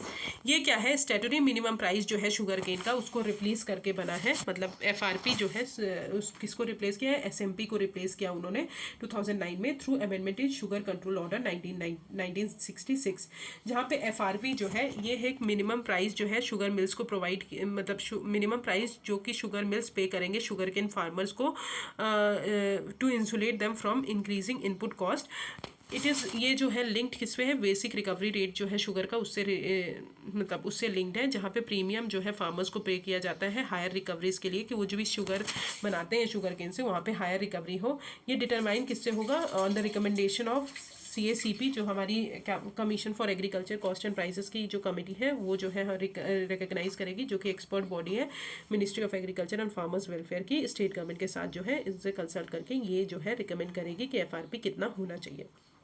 फिर आते हैं स्टेट एडवाइस प्राइस की अगर बात करें तो ये जो है स्टेट यूज़ करेगी, जो SAP है वो स्टेट डिक्लेयर करती है शुगर केन के लिए कॉस्ट ऑफ प्रोडक्शन को चेक करके, और SAP जो है स्टेट एडवाइस प्राइस जो है वो हमेशा हायर होता है FRP से। तो याद कर लीजिए SAP जो है जनरली हायर होता है FRP से। अब मिनिमम सेलिंग प्राइस जो है वो भी हमारी जो है ये पावर जो है वो एसेंशियल कमोडिटीज़ एक्ट के अंदर दी जाती है। सेंटर जो है वो नोटिफाइड करती है under sugar price control act, जहाँ पे सेंटर फिक्स करती है MSP, FRP और SAP सब देखकर, और मिनिमाइज करती है कि जो भी कॉस्ट ऑफ प्रोडक्शन है वो मिनिमाइज हो सके। तो MSP जो है वो इंश्योर करता है कि इंडस्ट्री जो है at least minimum cost of production जो है उसको मिले शुगर के लिए, so that to enable them to clear cane prices dues of farmers. Okay, फिर PDS जो है पब्लिक डिस्ट्रीब्यूशन का सिस्टम जो है एट प्रेजेंट अगर बात करें तो शुगर जो है वो डिस्ट्रीब्यूट होता है एट सब्सिडाइज्ड रेट पे ₹13 पर kg टू 2.5 करोड़ फैमिलीज अंतर अंत्योदय अन्न योजना। फिर एक्सपोर्ट पॉलिसी की बात करें तो इंडिया के एक्सपोर्ट सब्सिडी जो है include production assistance scheme, buffer stock scheme, marketing and transportation scheme. Okay, so this is the sugar price. I hope it is clear. Sugar से क्या FRP SAP आपको क्लियर हो गया होगा। Now let's come to reason behind liquidity crunch at sugar mills. तो क्या reason है कि हमारे शुगर मिल्स के पास पैसा नहीं है? तो सबसे पहली बात है high sugar cane production, because क्यों? Due to combination of factors like fixed prices which are well above that of alternative crops, और ये जो है डोमेस्टिकली कंट्रोल प्राइजेस है। Cane reservation area and bonding, जो कि मिल को ऑब्लिगेट करते हैं कि वो केन फार्मर से ही केन परचेस करे, ठीक है। However it reduces the bargaining power of the farmers. Minimum radial distance criteria of 15 kilometre between 2 sugar mills under the sugar control order leading to distortion in the market, क्योंकि 2 sugar, क्योंकि वहाँ पे क्या होता है एक कम प्राइस लगाता है, एक ज़्यादा प्राइस लगाता है, जिसके कारण जो कम प्राइस लगाएगा उसी के पास जाएंगे। फिर government control over exports and import of sugar, तो गवर्नमेंट जो है कंट्रोल करती है, तो इसके कारण जो है लिक्विडिटी क्रंच आता है शुगर मिल्स को। अब स्टेप्स क्या लेने चाहिए हमको? तो नेशनल पॉलिसी ऑन बायोफ्यूल्स जो स्टेप्स लिया है, जहाँ पे 20% आपको ब्लेंडिंग इथेनॉल की ब्लेंड करनी है बाय 2030, और अभी जो है चेंज करके 2025 कर दिया है, तो ये भी मैंने आपको पढ़ाया है। फिर ट्रिपराइट एग्रीमेंट जो है हमको बनाना है शुगर कंपनीज, बैंक्स और ऑयल मार्केटिंग कंपनीज के बीच, कि हम इथेनॉल को इंश्योर करता है। एक्सपोर्ट सब्सिडी जो है वो शुगर के लिए देनी है कि इंडिया का एक्सपोर्ट जो है कॉम्पिटिटिव बन पाए। अब रिकमेंडेशन कुछ नीति आयोग ने दिया है task force under Ramesh Chand के अंदर। तो उन्होंने बोला है कि रेवेन्यू शेयरिंग फार्मूला हमको बनाना चाहिए, क्योंकि जितना भी रेवेन्यू आता है उससे हमको शेयर करना चाहिए, ना कि प्रॉफिट शेयरिंग। डाइवर्सिफिकेशन चाहिए, डाइवर्सिफिकेशन करना चाहिए लेस वाटर इंटेंसिव क्रॉप की तरफ, क्योंकि क्या होता है कि शुगर केन के लिए बहुत ज़्यादा पानी लगता है। तो कुछ एरियाज़ ऐसे हैं जहाँ पे पानी कम होता है, मतलब कुछ एरिया सूखे एरिया होते हैं, वहाँ पे भी अगर शुगर केन ग्रो हो रहा है तो वहाँ पे कहीं ना कहीं ग्राउंड वाटर बचता नहीं है, तो इसलिए हमको दूसरे क्रॉप्स की तरफ भी देखना चाहिए। इथेनॉल ब्लेंडिंग को एनहांस करना चाहिए ताकि शुगर मिल्स जो है उनको पैसा मिल सके। मिनिमम सेलिंग प्राइस को रिवाइज करना चाहिए। एक्सपोर्ट जो इंसेंटिव्स है उसको रीडिज़ाइन करना चाहिए WTO कंप्लेंट्स के साथ। और discontinuation of buffer stock, promotion of jaggery. ठीक है, तो जैगरी को प्रमोट करना चाहिए और बफर स्टॉक को जो है डिसकंटिन्यूएशन करना चाहिए कि कहीं ना कहीं वो हमारे प्राइस को फ्लक्चुएट कर देते हैं। Okay, so I hope it is clear. ये वाला हो गया। Now let's come to sustainable agriculture. Sustainable agriculture में जो पहला टॉपिक है that is large area certification scheme. तो ये स्कीम जो है ये मैंने पढ़ा दिया है आपको, आई थिंक मंथली में पढ़ाया है या फिर PD 365 पिछली बार की आई थी तभी पढ़ाया है। तो अबाउट 14,491 हेक्टेयर एरिया जो है अंडमान एंड निकोबार का सर्टिफाइड कर दिया है कि उसको ऑर्गेनिक बोला जाएगा under the large area certification scheme of PGS certification programme. तो लार्ज एरिया सर्टिफिकेशन स्कीम किसके अंदर आती है? पार्टिसिपेटरी गारंटी स्कीम है गवर्नमेंट की, उसके अंदर आती है। तो लार्ज एरिया जो है अंडमान एंड निकोबार का ऑर्गेनिक की तरह सर्टिफाइड कर दिया गया है। तो अब LAC है क्या? Large area certification scheme. तो ये एक यूनिक क्विक सर्टिफिकेशन प्रोग्राम है जो कि ऑर्गेनिक फार्मिंग है हमारे इंडिया की, उसको पोटेंशियल एरियाज में मतलब उसको हार्नेस करता है। ये लॉन्च किसने किया है? Department of agriculture and farmers welfare अपनी फ्लैगशिप प्रोग्राम जो है परंपरागत कृषि विकास योजना के अंदर लॉन्च किया। तो याद रखिएगा ये किसने लॉन्च किया है? Department of agriculture and farmers welfare और परंपरागत कृषि विकास योजना के अंदर जो है LAC लॉन्च की गई है। इस LAC के अंदर हर विलेज को एक क्लस्टर और ग्रुप की तरह कंसीडर किया जाएगा, जिसका सिंपल डॉक्यूमेंटेशन किया जाएगा और विलेज वाइज वो डॉक्यूमेंटेशन मेंटेन किया जाएगा। सारे फार्मर्स जिनका फार्मलैंड है, लाइव स्टॉक है, वो कुछ स्टैंडर्ड रिक्वायरमेंट मानेंगे जो भी निकालेगा गवर्नमेंट, और उसके बाद वेरीफाई किए जाएंगे बिना किसी कन्वर्सेशन पीरियड के। ठीक है, सर्टिफिकेशन जो है एनुअल बेसिस पे रिन्यू किया जाएगा through annual verification by a process of peer appraisal as per the process of PGS India. Okay, so large area certification scheme के अंदर 2-4 चीज़ें आपको याद करने की जरूरत है। पहली तो ये PGS स्कीम के अंदर आती है, ठीक है। दूसरी चीज़ ये department of agriculture and farmers welfare ने ले आई है परंपरागत कृषि विकास योजना के यहाँ पे, क्योंकि ऑर्गेनिक फार्मिंग को प्रमोट करने के लिए यहाँ पे एक विलेज को एक मतलब हर विलेज को एक क्लस्टर और एक ग्रुप की तरह कंसीडर किया जाएगा, जिसको सर्टिफिकेशन दिया जाएगा। फार्मलैंड और लाइव स्टॉक दोनों कवर है, एनुअल बेसिस पे इसको रिन्यू किया जाएगा। तो these are the basic point जो आपको याद करने की जरूरत है। Now let's come to certification confusion. तो 2 टाइप के सर्टिफिकेशन होते हैं, NPOP आपने पढ़ा होगा और एक होता है PGS। तो national programme for organic production की अगर बात करें तो ये भी एक टाइप का सर्टिफिकेशन ही होता है। ये 2001 में स्टार्ट हुआ था, 2001 में अडॉप्ट किया गया था और ये मिनिस्ट्री ऑफ कॉमर्स और इंडस्ट्री के अंदर आती है। तो याद रखिएगा NPOP जो है मिनिस्ट्री ऑफ कॉमर्स और इंडस्ट्री के अंदर आती है। ये ओरिजिनली हमारी एक्सपोर्ट के लिए बनाई गई थी कि जो भी ऑर्गेनिक प्रोडक्ट आप एक्सपोर्ट करते हो तो वो जो है NPOP के अंदर कवर होंगे।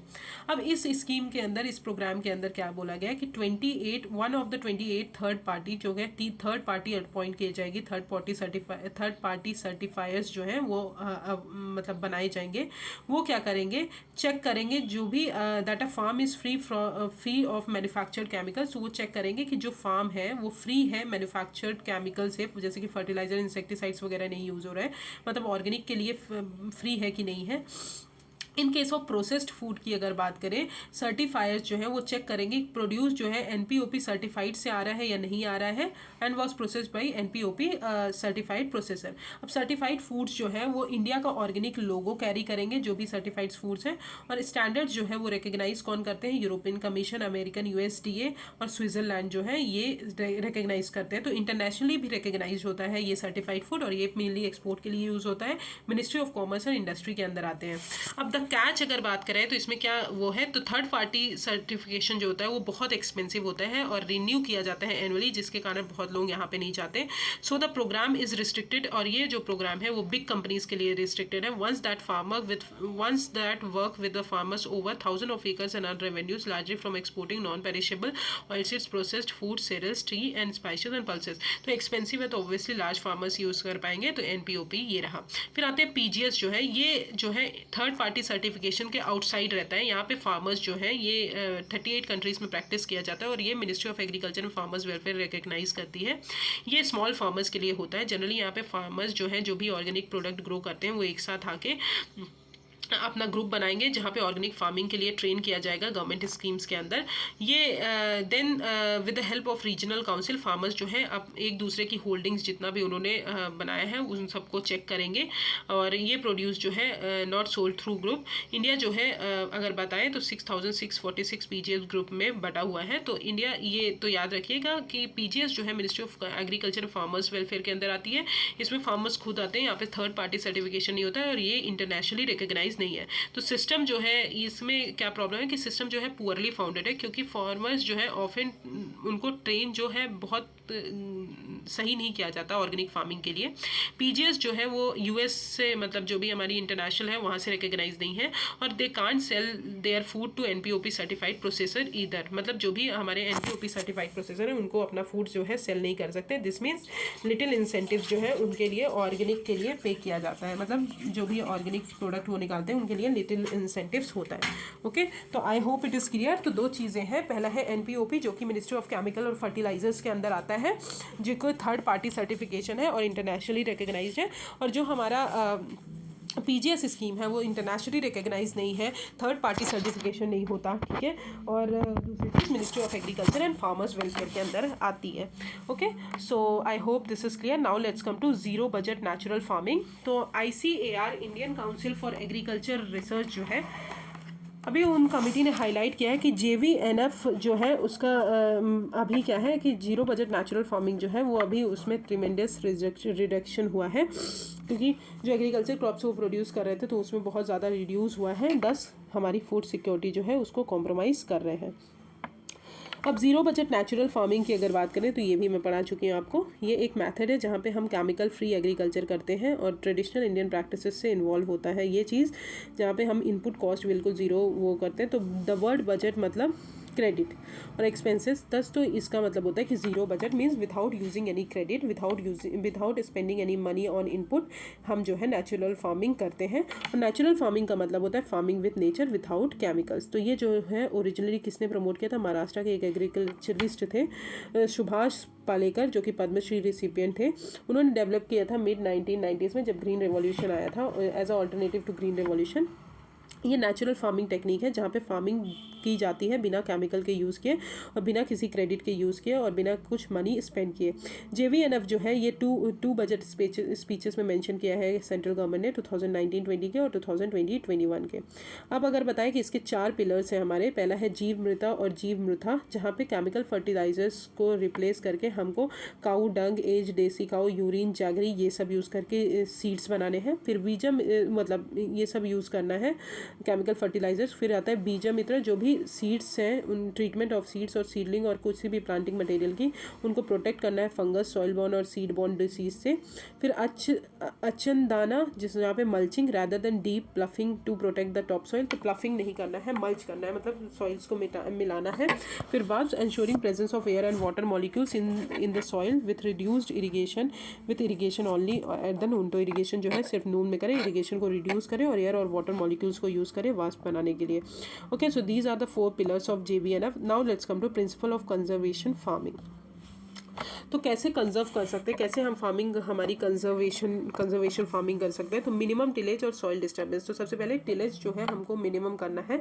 Direct planting involves growing crops with minimum soil disturbance, ठीक है। जैसे ही हम डायरेक्ट प्लांट करते हैं क्रॉप्स को, अगर हम कहीं और प्लांट कर रहे हैं तो हमारा सॉइल डिस्टर्ब होता है, बट अगर डायरेक्ट प्लांट कर रहे हैं तो हमारी सॉइल की डिस्टर्बेंस जो है वो मिनिमम होती है since the harvest of previous crop. Conservation agriculture वो जो है मैनुअली की जाती है और मैकेनिकली दोनों से कर सकते सकते हैं। फिर permanent soil cover with crop residue and live mulches. तो मल्च जो है वो एक ऑर्गेनिक मटेरियल होता है जो कि स्प्रेड किया जाता है सॉइल पे और क्रॉप के आजू बाजू टू एनरिच और इंसुलेट द सॉइल। लाइव मल्चेस जो है वो क्रॉप्स और inter crop for the purpose of providing soil cover. तो क्रॉप और फिर दूसरा क्रॉप प्रोवाइड करिए तो उससे क्या होगा, सारे सॉइल को क्या मिलेगा, न्यूट्रिएंट्स मिल पाएंगे। और क्रॉप रेसिड्यू और live cover protect the soil from direct impact of erosive rain drops और conserve the soil by reducing evaporation and surface weed green. अब crop rotation and intercropping की अगर बात करें तो क्रॉप रोटेशन मतलब different crop जो है ऑल्टरनेट तरीके पे सेम फील्ड पे लगाइए। प्रेफरेबली अगर बात करें तो सीरियल्स और फिर उसके बाद लेग्यूम्स लगाइए। तो इन सब से क्या होगा, हमारा जो सॉइल है वो प्रोटेक्शन मिलेगा और उसको पूरे न्यूट्रिएंट्स मिल पाएंगे। Okay, now let's come to pre summit of United Nation food system summit 2021। तो ये न्यूज़ में क्यों है? Ahead of UN food system summit की बात करें तो UN food system pre summit 2021 अभी रोम में किया गया है, जिसको ऑर्गेनाइज किया है यूनाइटेड नेशन और इटली ने। तो यूएन फूड सिस्टम समिट जो है ये इसका एम है कि जितने भी 17 हमारे सस्टेनेबल डेवलपमेंट गोल्स हैं उनके लिए ऐसा एक्शन लीजिए कि वो डिलीवर जो है उनकी जो प्रोग्रेस है वो बढ़ पाए और each of which relies on healthier, more sustainable and equitable food system. The term food system का मतलब होता है constellation of activities involving producing, processing, transportation and consuming food। ठीक है, तो ये सब सारी चीज़ें इन्वॉल्व होता है। अब यूएन फूड सिस्टम समिट 2021 जो है 5 एक्शन ट्रैक से गाइडेड है। पहला तो है ensure access to safe and nutritious food for all. तो मतलब जितने भी पीपल हैं उनको सेफ और न्यूट्रिशियस फूड प्रोवाइड करिए, मतलब एक्सेस होना चाहिए, उनके पास होना चाहिए। दूसरा है कि shift to sustainable consumption pattern. आप सस्टेनेबल कंजम्पशन पैटर्न पे शिफ्ट करिए, जैसे कि आप फर्टिलाइजर्स वगैरह ना यूज़ करिए, आप जीरो बजट नेचुरल फार्मिंग वगैरह यूज़ कर सकते हैं। नेचर को बूस्ट करना है और पॉजिटिव प्रोडक्शन करना है। एडवांस इक्विटेबल लाइवलीहुड इक्वल सबको मिलना चाहिए और build resilience to vulnerability, shocks and stress, उसके लिए रेजिलियंस बिल्ड करना है। तो दीज आर द 5 एक्शंस जो कि इसके अंदर लिए गए हैं। Now let's come to other sustainable practices schemes in agriculture. तो सबसे पहले आते हैं बायो एनर्जी क्रॉप्स। तो एज पर न्यू स्टडी अगर बात करें तो एनुअल क्रॉप्स को पेरिनियल बायो एनर्जी क्रॉप्स में कन्वर्ट करने की बात की है, जिसके कारण क्या होगा, हमारे कूलिंग इफेक्ट आ पाएगा। जिस भी एरिया में ये बायो एनर्जी क्रॉप्स को ग्रो करेंगे वहाँ पे जो टेम्परेचर है वो ज़्यादा राइज नहीं होगा और वहाँ पे वो कल्टिवेट करे जा सकते हैं। बायो एनर्जी क्रॉप्स वो क्रॉप्स होते हैं जो कि एज एनी प्लांट मटीरियल जो कि बायो एनर्जी प्रोड्यूस करने के लिए यूज़ होते हैं। अब बायो एनर्जी क्या होता है, एनर्जी जो कि हमारी किससे रिसीव्ड होती है, वुड्स, क्रॉप्स और एनिमल वेस्ट से, तो उसे हम बायो एनर्जी बोलते हैं। अब आते हैं केज एक्वाकल्चर। तो वेबिनार ऑन केज एक्वाकल्चर। तो केज एक्वाकल्चर, केज मतलब आपको पता है एक छोटा सा घोंसला टाइप का, ठीक है। तो केज एग्रीकल्चर जो है वो अभी ऑर्गेनाइज करने की बात की है, जहाँ पे उन्होंने बताया कि रिजर्वर्स और केज एक्वाकल्चर के क्या इंपॉर्टेंस होते हैं फिशरीज सेक्टर को डेवलप करने के लिए। केज एग्रीकल्चर में क्या करना है कि हमको फिशेस को ग्रो करना है एग्जिस्टिंग वाटर रिसोर्सेज में और उसको एनक्लोज्ड करना है नेट केज में, जैसे कि हमारा वाटर जो है फ्री फ्लो हो सके। तो मतलब एक नेट बना देना है। फॉर एग्जांपल अगर बात करें तो केज एग्रीकल्चर की बात करें, यहाँ पे जैसे फॉर एग्जांपल ये हमारा नेट हो गया, ठीक है, और ये हमारा नेट हो गया, यहीं पे हमारी फिशेस रहेंगी, ठीक है, यहाँ पे हमारी फिशेस रहेंगी। अब इनको जो ग्रो करना है हमको एक वाटर, मतलब जो हमारा वाटर है ऐसे करके वाटर यहाँ पे रहेगा, तो वहाँ पे वाटर फ्रीली फ्लो हो पाएगा और हमारा जो है एग्रीकल्चर जो है डेवलप, मतलब जो हमारी फ़िश है वो ग्रो हो पाएंगी, ठीक है। केज एग्रीकल्चर जो है वो प्रमोट किया जाएगा under the flagship scheme of प्रधानमंत्री मत्स्य संपदा योजना के अंदर वो किया जाएगा। और प्रधानमंत्री मत्स्य संपदा योजना जो है इसका एम क्या है कि हमको फ़िश प्रोडक्शन करना है और इनकम जो है फिशरमैन की उसको डबल करना है, पोस्ट हार्वेस्ट लॉसेस जो है उसको रिड्यूस करना है और एम्प्लॉयमेंट को जनरेट करना है। तो केज एक्वाकल्चर समझ में आ गया। अब आते हैं hydroponics and aeroponics. In hydroponics अगर बात करें, ये भी मैं आपको पढ़ा चुकी हूँ, आई थिंक प्रीवियस PT 365 में ही मैंने पढ़ाया है। तो इन हाइड्रोपोनिक्स बात करें तो सैपलिंग जो है usually placed on a substrate. आप देख सकते हैं हाइड्रोपोनिक्स सबस्ट्रेट में प्लेस किया गया है, लाइक रॉक, वुल, वॉल्केनिक ऐश, मॉस, कोकोकर और क्ले पेबल्स, जहाँ पे which is dozed with nutrient rich water periodically. तो यहाँ पे ये देखिए ये ब्लू कलर का वाटर हो गया, पीरियोडिकली आप उसको वाटर प्रोवाइड कर रहे हैं, बट वो किस में ग्रो किया है, एक sapling placed on a substrate. Many times अगर बात करें तो प्लांट जो है वो सिंपली चैनल के अलॉन्ग बनाए जाएंगे that has a flowing water. अब एरोपोनिक्स में अगर बात करें तो ये यहाँ पे प्लांट्स ग्रो किए जाएंगे कंट्रोल्ड एयर एनवायरनमेंट में, जहाँ पे एयर कंट्रोल रहती है और ये किसी वाटर और उसके उसमें सबस्ट्रेट में नहीं रखे जाएंगे। इसके जो रूट्स हैं वो एक्सपोज किया जाएंगे पीरियोडिकली, उनको स्प्रे किया जाएगा nutrient solution for the plant and to grow. Crops जो है वो ग्रोन किए जाएंगे क्लीन एंड कंट्रोल एनवायरनमेंट में without the use of soil and pesticide, thus very limited chance of contamination. तो हाइड्रोपोनिक्स में क्या करेंगे, जो हम प्लांट्स जो है हमारे उनको एक सबस्ट्रेट में लगाएंगे, उसके बाद पीरियोडिकली वहाँ पे वाटर न्यूट्रिएंट रिच वाटर जो है वो रखेंगे और वो वाटर जो है पीरियोडिकली वहाँ पे जाएगा और उसको रिच बनाएगा। बट एरोपोनिक्स में क्या करेंगे, हम बिना वाटर के यूज़ करके प्लांट जो है वो ग्रो करेंगे कंट्रोल एयर एनवायरनमेंट में, ना ही सबस्ट्रेट यूज़ करेंगे ना ही वाटर यूज़ करेंगे, और कुछ छोटा बहुत जो न्यूट्रिएंट रिच सॉल्यूशन है वो एक्सपोज्ड रूट्स को मिलता जाएगा। ओके, और बिना सॉइल के यहाँ पे ग्रो करते हैं विदाउट सॉइल। तो hydroponics and aeroponics. Now let's come to agriculture photovoltaic. अभी ये न्यूज़ में इसलिए है कि कोचिन इंटरनेशनल एयरपोर्ट लिमिटेड ने अभी large scale air voltaic farming को डेवलप किया है। Air voltaic agri voltaic farming ये होते हैं जहाँ पे सोलर प्रोडक्शन जो होता है एसोसिएटेड विद सोलर पैनल, और वहाँ पे क्रॉप सेम टाइम पे सेम लैंड एरिया में हम मिक्स्ड सिस्टम को फॉलो करते हैं, that is agri voltaic farming. ये इवॉल्विंग प्रैक्टिस है सस्टेनेबल डेवलपमेंट की, जहाँ पे प्रोडक्शन जो है फूड ग्रेन्स का एज वेल एस एनर्जी जो है दोनों साथ में होगा। पीवी मॉड्यूल जो है वो इंस्टॉल किया जाएगा एग्री वोल्टेइक सिस्टम में, जहाँ पे इंक्लिनेशन जो है एंगल का वो इक्वल होगा latitude of the place of installment. Agri PV क्या ओवरकम करेंगे प्रेजेंट मतलब जो भी पावर जनरेशन और एग्रीकल्चर ईल्ड है उसको हेल्प करेंगे हमारी। फिर आते हैं नैनो यूरिया लिक्विड। तो nano urea liquid Indian farmers fertiliser cooperative limited ने अभी इंट्रोड्यूस किया है कि वर्ल्ड का पहला नैनो यूरिया लिक्विड फार्मर्स के लिए। नैनो यूरिया लिक्विड, नैनो का आपको पता होगा, नैनो मतलब छोटा साइज़, ठीक है, किसी भी चीज़ को हम नैनो कर देते हैं तो मतलब 10⁻⁻⁹ छोटा साइज़। तो नैनो यूरिया लिक्विड जो है वो डेवलप किया है कन्वेंशनल यूरिया को रिप्लेस करने का, क्योंकि कन्वेंशनल यूरिया बहुत लार्ज क्वांटिटी में यूज़ होता है, तो नैनो यूरिया जो है लेस क्वांटिटी में यूज़ होगा। एटलीस्ट 50% जो है हमारा जो यूरिया है वो कर्टेल किया जाएगा। ये हमारे न्यूट्रिएंट प्रोग्राम जो है उनको बैलेंस करेगा और एक्सेस जो यूरिया यूज़ हो रहे हैं उसको कम करेगा सॉइल का। अब हरित धारा की बात करें, हरित धारा की, तो ये एक मिथोजेनिक फीड सप्लीमेंट है जिसको किसने डेवलप किया, Indian council for agriculture research ने डेवलप किया है। ओके, जब when it given to bovines and sheep, it cuts down their methane emission by 17 to 20% and boost milk production.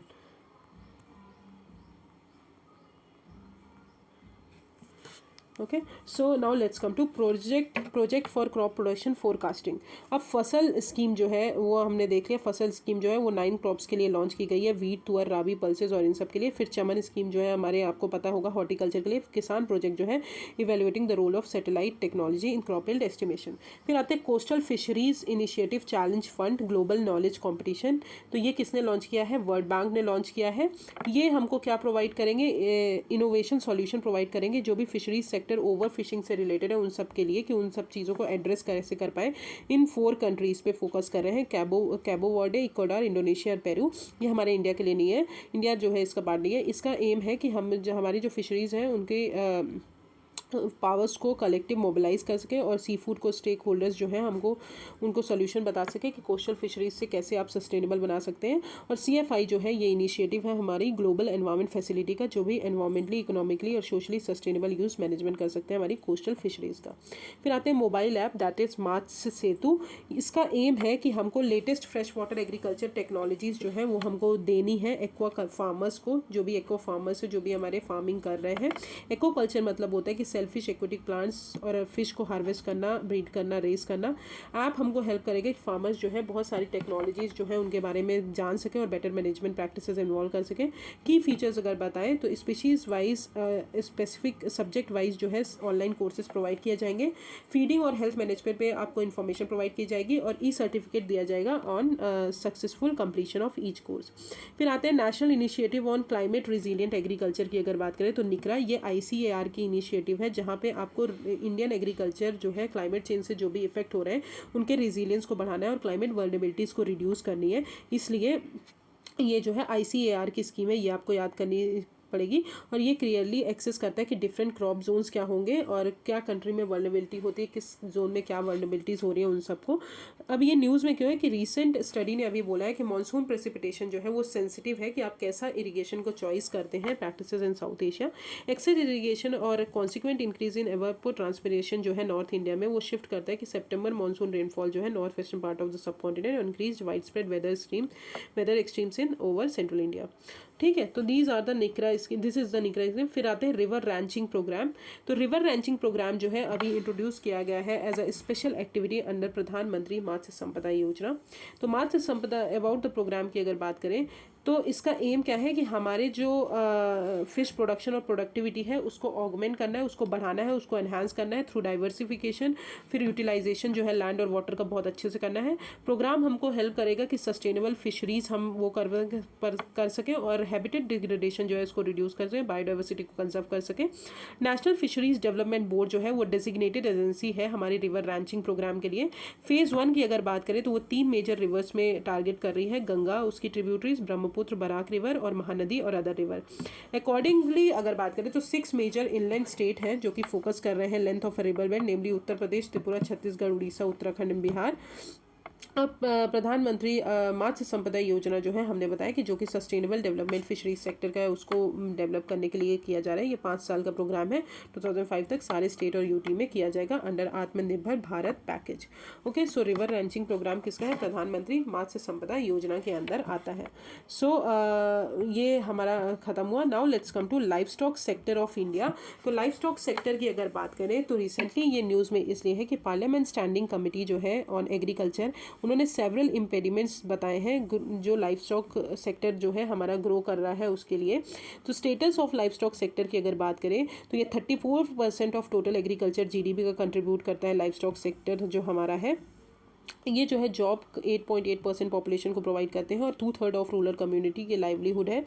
16% of income जो है स्मॉल फार्म हाउस होल्ड की वो contribute करते हैं और 14% for rural house hold. Animal husbandry जो है वो हमारा स्टेट सब्जेक्ट है, तो very important point, animal husbandry हमारा क्या है? स्टेट सब्जेक्ट है। As per 20 life stock census अगर बात करें तो इंडिया में world highest livestock owner की अगर बात करें तो फर्स्ट है टोटल बफेलो, सेकेंड है हमारा गोट और तीसरा है शीप। सेकेंड लार्जेस्ट प्रोड्यूसर जो फिश का है हमारा इंडिया और सेकेंड लार्जेस्ट एक्वाकल्चर नेशन भी है और सेकंड लार्जेस्ट पोल्ट्री मार्केट भी है इंडिया। ओके, अब इम्पेडिमेंट्स क्या है जो भी लाइफ स्टॉक सेक्टर फेस कर रहे हैं? तो सबसे पहले फार्म एनिमल्स की लो प्रोडक्टिविटी है, पुअर क्वालिटी वेटनरी इंफ्रास्ट्रक्चर है, डेफिशिएंसी है वैक्सीन और वैक्सीनेशन सेटअप में, न्यूट्रिएंट्स फॉडर की शॉर्टेज है, इंक्लूसिविटी जो है वेटनरी सर्विसेज की वो लैकिंग है, एक्सेस टू मार्केट भी लैक है, प्रेशर जो है एडजस्टमेंट है कि कितना इमर्जिंग फोर्सेस करना है, वीक इंस्टीट्यूशनल मैकेनिज्म और इनएडिक्वेट इंस्टीट्यूशनल क्रेडिट है जिसके कारण वीक एक्सटेंशन सर्विसेज जो है फील्ड एरिया में मिल पाता है। अब अगर बताएं कॉमन डिसीज़ जो हमारे लाइफ स्टॉक को इफेक्ट कर रही है, पहली है कैटल और बेफेलोज को, पहली है फूड माउथ डिसीज़ एफएमडी और ब्रुसेलोसिस, फिर शीप्स और गोट को जो है पेस्ट डेस्पिटेसिस रुमिनेंट्स पीपीआर, फिर पिग्स को क्लासिक स्वाइन फीवर, फिर पोल्ट्री को एवियन इन्फ्लुएंजा और बर्ड फ्लू और रानीखेत डिसीज़ किसे बोलते हैं? एवियन इन्फ्लुएंजा पोल्ट्री सेक्टर को हमारी इफेक्ट करती है।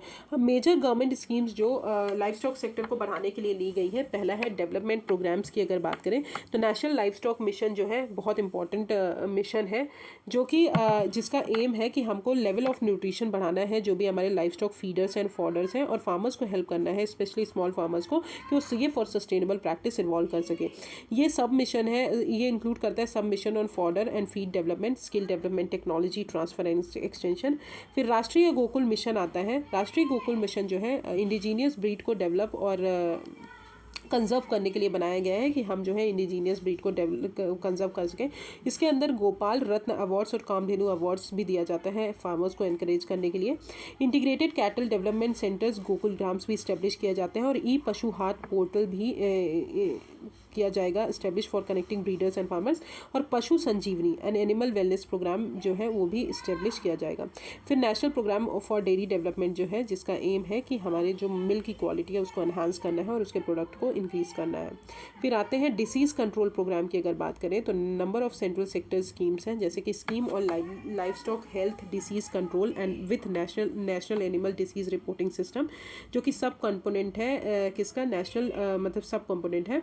फिर आते हैं national animal disease reporting system की अगर बात करें, ये वेब बेस्ड पोर्टल है जो कि एनिमल की जो भी डिसीज़ है उसको रिपोर्ट करेगा ब्लॉक लेवल पे, वेटनरी जो इंस्टीट्यूशन है वहाँ पे। फिर national animal disease control programme for foot and mouth disease and brucellosis, जो कि टारगेट करेंगे कि इन दोनों डिसीज़ को हमको कंट्रोल करना है बाई 2025 तक और इरेडिकेट करना है 2030 तक थ्रू वैक्सीनेशन। फिर इंफ्रास्ट्रक्चर डेवलपमेंट फंड आता है, तो पहला है animal husbandry infrastructure development fund और उसके बाद आता है dairy processing infrastructure development fund. तो animal husbandry infrastructure development fund की अगर बात करें तो ये कॉर्पस 15,000 करोड़ के थ्रू क्रिएट किए गए हैं, जहाँ पे इंडिविजुअल एंटरप्रेन्योरशिप है उनको इंसेंटिवाइज करेंगे कि वो इन्वेस्टमेंट कर सकें, जो भी प्राइवेट कंपनीज हैं एमएसएमई वो इन्वेस्टमेंट कर सकें डेयरी और मीट प्रोसेसिंग में हमारे, कि हमारा जो लाइफ स्टॉक इंफ्रास्ट्रक्चर है वो बढ़ सके। फिर dairy processing and infrastructure development fund, जहाँ जिसका कॉर्पस है 8,004 करोड़, जहाँ पे लोन असिस्टेंस प्रोवाइड करेंगे किसको, एलिजिबल एंड बोरोवर्स को, such as state dairy federation हो गया, डिस्ट्रिक्ट मिल्क हो, कि वो जो है मिल्क प्रोसेसिंग जो हमारे प्लांट्स हैं उनको मॉडर्नाइज कर सकें, उनको टेक्नोलॉजी अच्छी प्रोवाइड कर सकें, जैसे कि एडिशनल जो हमारा मिल्क है वो और अच्छे तरीके से मतलब मॉडर्नाइज कर पाए, तो अच्छे तरीके से जो है मिल्क जो है प्रोड्यूस हो पाए। फिर कुछ अदर इनिशिएटिव्स हैं जैसे e Gopala application by national dairy development board, जो कि फार्मर्स को हेल्प करेंगे लाइफ स्टॉक मैनेज करने के लिए। फिर special drive by department of agriculture and animal husbandry for providing all dairy farmers of milk cooperative and milk producers companies with Kisan credit card. तो these are the livestock कुछ की schemes है उससे related. अब आते हैं fisheries sector. Okay, अब fisheries sector की बात करें तो रिसेंटली गवर्नमेंट ने अभी टारगेट सेट किया है कि 1 लाख करोड़ जो है वो एक्सपोर्ट करेंगे फिशरीज सेक्टर से बाय 2024-25 तक। तो 1 लाख करोड़ जो है एक्सपोर्ट करना है उनको फिशरीज सेक्टर में। अबाउट फिशरीज इन इंडिया बात करें तो इंडिया जो है 3rd largest fish producing state country है हमारा और 2nd लार्जेस्ट एक्वाकल्चर नेशन है। एक्वाकल्चर की बात करें तो मतलब एक्वेटिक एनिमल्स को फार्म करना, including fish, fin fish, crustaceans, mussels and aquatic plants को एक साथ। ठीक है, इंडिया जो है more than 10% of global biodiversity है हमारे इंडिया में, और नियरली 7.7% जो है ग्लोबल फिश प्रोडक्शन होता है, और इंडिया जो है रैंक होता है 4th में फिश प्रोडक्शन में के एक्सपोर्ट में। फिशरीज जो है हमारा स्टेट सब्जेक्ट है, तो ये आपको याद करने की ज़रूरत है। सेंट्रल गवर्नमेंट ने अभी कॉम्प्लीमेंट किया है फार्मर्स मतलब स्टेट का एफर्ट की बहुत सारे कोऑपरेटिव फेडरलिज्म को बढ़ाने के लिए। विद वाइल अगर आप बात करें तो ये इंपॉर्टेंट फैक्ट हो जाता है, इनलैंड फिशरीज जो है फुली कौन मैनेज करता है, स्टेट गवर्नमेंट, और मरीन फिशरीज जो है वो शेयर्ड रिस्पॉन्सिबिलिटी होती है सेंट्रल और कोस्टल स्टेट जो है उनकी। ओके, अब अगर हम बात करें तो फिशरीज़ की बात करें तो चाइना जो है सबसे ज़्यादा प्रोडक्शन है इनलैंड फिशरीज़ का, फिर इंडिया है, फिर बांग्लादेश, फिर म्यांमार, फिर कंबोडिया, इंडोनेशिया एंड युगांडा। तो चाइना जो है लार्जेस्ट प्रोड्यूसर है इनलैंड फिशरीज़ का, और फिर उसके बाद हमारा इंडिया है। अब गवर्नमेंट इनिशिएटिव्स ऑफ द कुछ सेक्टर्स लिए हैं गवर्नमेंट ने। ठीक है, अब उससे पहले इनलैंड फिशरीज़ का हम देख लें। मरीन फिशरीज़ की बात करें तो चाइना जो है मरीन फिशरीज़ में भी लार्जेस्ट है, और फिर इंडिया है। अब आते हैं गवर्नमेंट इनिशिएटिव। तो इन 2019 new ministry of fisheries, animal husbandry और डेयरिंग जो है 2 सेपरेट डिपार्टमेंट्स को मर्ज करके बनाई गई, डिपार्टमेंट ऑफ फिशरीज़ और department of animal husbandry and dairying. इन दोनों को मर्ज करके मिनिस्ट्री ऑफ फिशरीज़ बनाई गई। फिर ब्लू रिवॉल्यूशन जो है मिनिस्ट्री फिशरीज़ से ही रिलेटेड है, जो कि 3,000 करोड़ आउटले दिया है, जहाँ पे हमें हमारा जो फिशरीज़ है उसको एक मैनेजमेंट करना है, उसका होलिस्टिक डेवलपमेंट करना है इंटीग्रेट करके। फिर प्रधानमंत्री मत्स्य संपदा योजना जो कि सस्टेनेबल डेवलपमेंट फिशरीज सेक्टर पे फोकस करती है, 5 साल का प्रोग्राम है जो सारे स्टेट और यूटीज़ में किया जाएगा एज पार्ट ऑफ आत्मनिर्भर भारत पैकेज। फिर fisheries and aquaculture infrastructure development fund आता है जो 7,522 करोड़ के थ्रू क्रिएट किया गया है। National policy on marine fisheries की अगर बात करें 2020 की, जो कि इकोलॉजिकली हेल्थी और इकोनॉमिकली वाइबल फिशरीज सेक्टर को डेवलप करेंगे। फिर किसान क्रेडिट कार्ड को भी एक्सटेंशन कर दिया है फिशरमैन और वुमेन के लिए। अब आते हैं national wide river ranching programme, जो कि हमने पढ़ा। रिवर रेंचिंग प्रोग्राम जो है वो प्रधानमंत्री मत्स्य संपदा योजना स्कीम के अंदर आएगी, जहाँ पे हमको फिश प्रोडक्शन और उसकी प्रोडक्टिविटी को एनहांस करना है through diversification, productive utilisation of land and water. ये हेल्प करेंगे कि हमारी फिशरीज जो है सस्टेनेबल हो सके, हैबिटेट डिग्रेडेशन कम हो सके, और नेशनल फिशरीज डेवलपमेंट बोर्ड जो है ये नोडल एजेंसी है इसकी, जो कि मैंने पहले भी पढ़ा चुका है पिछले वाले उसमें। ठीक है, फिर आते हैं रिलेटेड न्यूज़ की अगर बात करें तो फिशरीज सब्सिडी। अब WTO में बात करें फिशरीज सब्सिडी जो है WTO पे क्या बोलते हैं, तो ये जो है दोहा मिनिस्ट्रियल कॉन्फ्रेंस में लॉन्च की गई थी, और WTO मेंबर्स जो हैं वो वर्क करते हैं एग्रीमेंट पे कि जो भी हार्मफुल फिशरीज सब्सिडी है उनको हम बंद करवाएं जिसके कारण हमारी ओवर फिशिंग भी बंद होगी और फिश स्टॉक जो है उसका भी डिप्लेशन बंद होगा। तो ड्राफ्ट WTO टेक्स्ट ने प्रपोज किया कि टाइम बाउंड एग्जाम्पशन आप सब्सिडी को कर सकते हैं, मतलब जो भी सब्सिडी दे रहे हैं डेवलपिंग और लीस्ट डेवलप कंट्री फिशिंग के लिए, तो उनके लिए टाइम बाउंड एक्सेप्शंस किया है कि आप जो है सब्सिडी प्रोवाइड कर सकते हैं, पर कितने टाइम तक कर सकते हैं वो बताएंगे। एज पर डेवलप कंट्री ये सब्सिडी जो है कि कहीं ना कहीं हमारे ग्लोबल फिश मार्केट को डिस्टॉर्ट कर रही है, डेवलप कंट्री ये इशू क्रिएट कर रही है and major factor contributing to over fishing and over capacity. अब इंडिया का क्या है, इंडिया ने बोला कि डाइल्यूशन ऑफ मतलब अगर डेवलप्ड कंट्री ये बोल रही है, तो इंडिया ने बोला कि हमारा जो स्पेशल और डिफरेंशियल ट्रीटमेंट राइट्स है, जहाँ पे हमको एक इंसेंटिव्स टाइप का प्रोवाइड किया जाता है कि हम जो है सब्सिडी दे सकते हैं अगर हमारी फूड सिक्योरिटी ख़राब हो रही है, तो वहाँ पे ये जो है हमारा इस राइट का डाइल्यूशन है। स्पेशल एंड डिफरेंशियल ट्रीटमेंट जो है वो कुछ फ्लेक्सिबिलिटी देते हैं डेवलपिंग कंट्रीज़ को कि वो लॉन्गर पीरियड जो है इम्प्लीमेंटेशन के लिए अडॉप्ट कर सकते हैं, उनके लिए कुछ फ्लेक्सिबल रूल्स होते हैं। एबॉलिशिंग सब्सिडी जो है कहीं ना कहीं हमको लो इनकम कंट्रीज़ और पुअर फिशरमैन जो है उनके लिए बहुत ज़्यादा कॉस्ट हो जाएगा और वो जो है हमारे कहीं ना कहीं डिस्टर्ब हो सकते हैं और ये हमारी फूड सिक्योरिटी को लिमिट करेगा। सोवरेन राइट्स जो है कोस्टल स्टेट का, वो उनका सोवरेन राइट है कि वो एक्सप्लोर कर सकते हैं, एक्सप्लॉइट कर सकते हैं, अपने लिविंग रिसोर्सेज को मैनेज कर सकते हैं और उनको प्रिजर्व कर सकते हैं और उनके लिए WTO के रूल्स के अंदर नहीं आना चाहिए। कोई भी एग्रीमेंट रिकॉग्नाइज करता है that different countries are at different stage of development and current fishing arrangement should reflect it. ठीक है, तो डिफरेंट कंट्री जो है वो डिफरेंट उनका स्टेज ऑफ डेवलपमेंट है, इसलिए उनको अपने हिसाब से चीज़ें करनी चाहिए। Okay, so this is the end of fisheries sector. Now let's come to the food processing industry, very important industry. ये हमको मेंस के लिए भी बहुत इंपॉर्टेंट हो जाता है और प्रीलिम्स के लिए भी। तो ministry of food processing industry ने अभी एक ऑनलाइन पोर्टल लॉन्च किया है, that is production linked incentive scheme for food processing industry. तो production link incentive scheme for food processing industry ये एक सेंट्रल सेक्टर स्कीम है जिसका आउटले है 10,900 करोड़। ये 6 साल के लिए लॉन्च की गई है, 2027 तक के लिए, 2021 से 27, to support creation of global food manufacturing. इसमें क्या करना है कि जो भी ग्लोबल फूड चेन है, मैन्युफैक्चरिंग है, फूड मैन्युफैक्चरिंग चैंपियंस हैं, उनको बढ़ाना है with India's natural resources endowment with and support India brands for food product in the international market. अब इसके कंपोनेंट क्या है, तो ऑब्वियसली मैन्युफैक्चरिंग को इंसेंटिवाइज करना है 4 मेजर फूड प्रोडक्ट सेगमेंट में, milk, processed food, vegetable, marine product and mozzarella cheese. तो याद कर लीजिए 4 चीज़ों में उनको इंसेंटिवाइज करना है। पहला है मिलेट, फिर processed food, vegetables, marine product and mozzarella cheese. Support करना है ब्रांडिंग और मार्केटिंग की जो भी अब्रॉड कर सके, और इनोवेटिव ऑर्गेनिक प्रोडक्ट्स जो है SMEs के लिए इंक्लूड करने, जैसे eggs, poultry meat, eggs product in these segments और also covered under this component.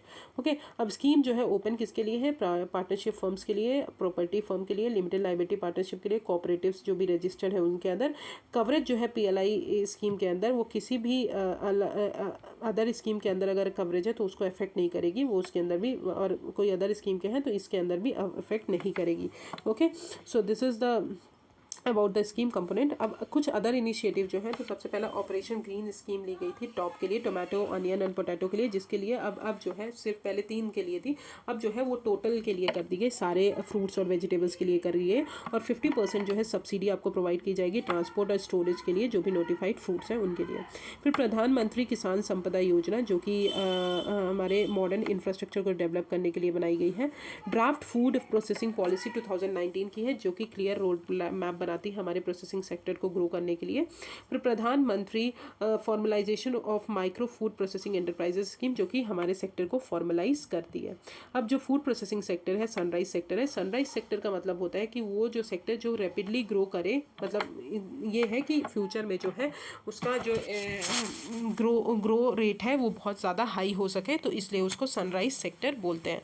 ठीक है, अब आते हैं अबाउट फूड प्रोसेसिंग इंडस्ट्री की अगर बात करें, तो according to ministry of food processing industry, if any कोई भी रॉ मटेरियल जो है एग्रीकल्चर का, एनिमल हस्बेंड्री का, फिशरीज़ का ट्रांसफॉर्म करना है उस वे में, ताकि जैसे कि वो ओरिजिनल फिजिकल प्रॉपर्टीज़ जो है undergo a change, the transform product is eligible and commercial value, then it comes with in the domain of FPI। मतलब किसी भी फूड, किसी भी एग्रीकल्चर, किसी भी चीज़ को अगर हम बना रहे हैं, किसी भी चीज़ को हम ग्रो कर रहे हैं, तो उसको एक कमर्शियल वैल्यू में चेंज करना, तो दैट इज़ मतलब वो जो है फूड प्रोसेसिंग इंडस्ट्री के अंदर आएगा. If there is significant value addition such product may be under food processing. If it does not go any, if even अगर वो मैन्युफैक्चरिंग प्रोसेस से नहीं जा रहा है, अगर उसमें कुछ भी सिग्निफिकेंट वैल्यू एडिशन हुआ है तो वो भी फूड प्रोसेसिंग इंडस्ट्रीज में आएगा. अब सी की सेगमेंट की अगर बात करें एफपीआई की इंडिया में, तो dairy, fruits, vegetables, poultry, meat processing, fisheries और फूड रिटेल जो है, ये सब जो है ये की सेगमेंट है हमारे एफपीआई के. अब कुछ स्कीम्स हैं जो संपदा योजना के अंदर आती हैं. तो पहला है mega food parks. Mega food parks जो है वो क्रिएट किए जाएंगे जहाँ पे मॉडर्न इंफ्रास्ट्रक्चर फैसिलिटीज़ आपको प्रोवाइड की जाएंगी फूड प्रोसेसिंग के लिए.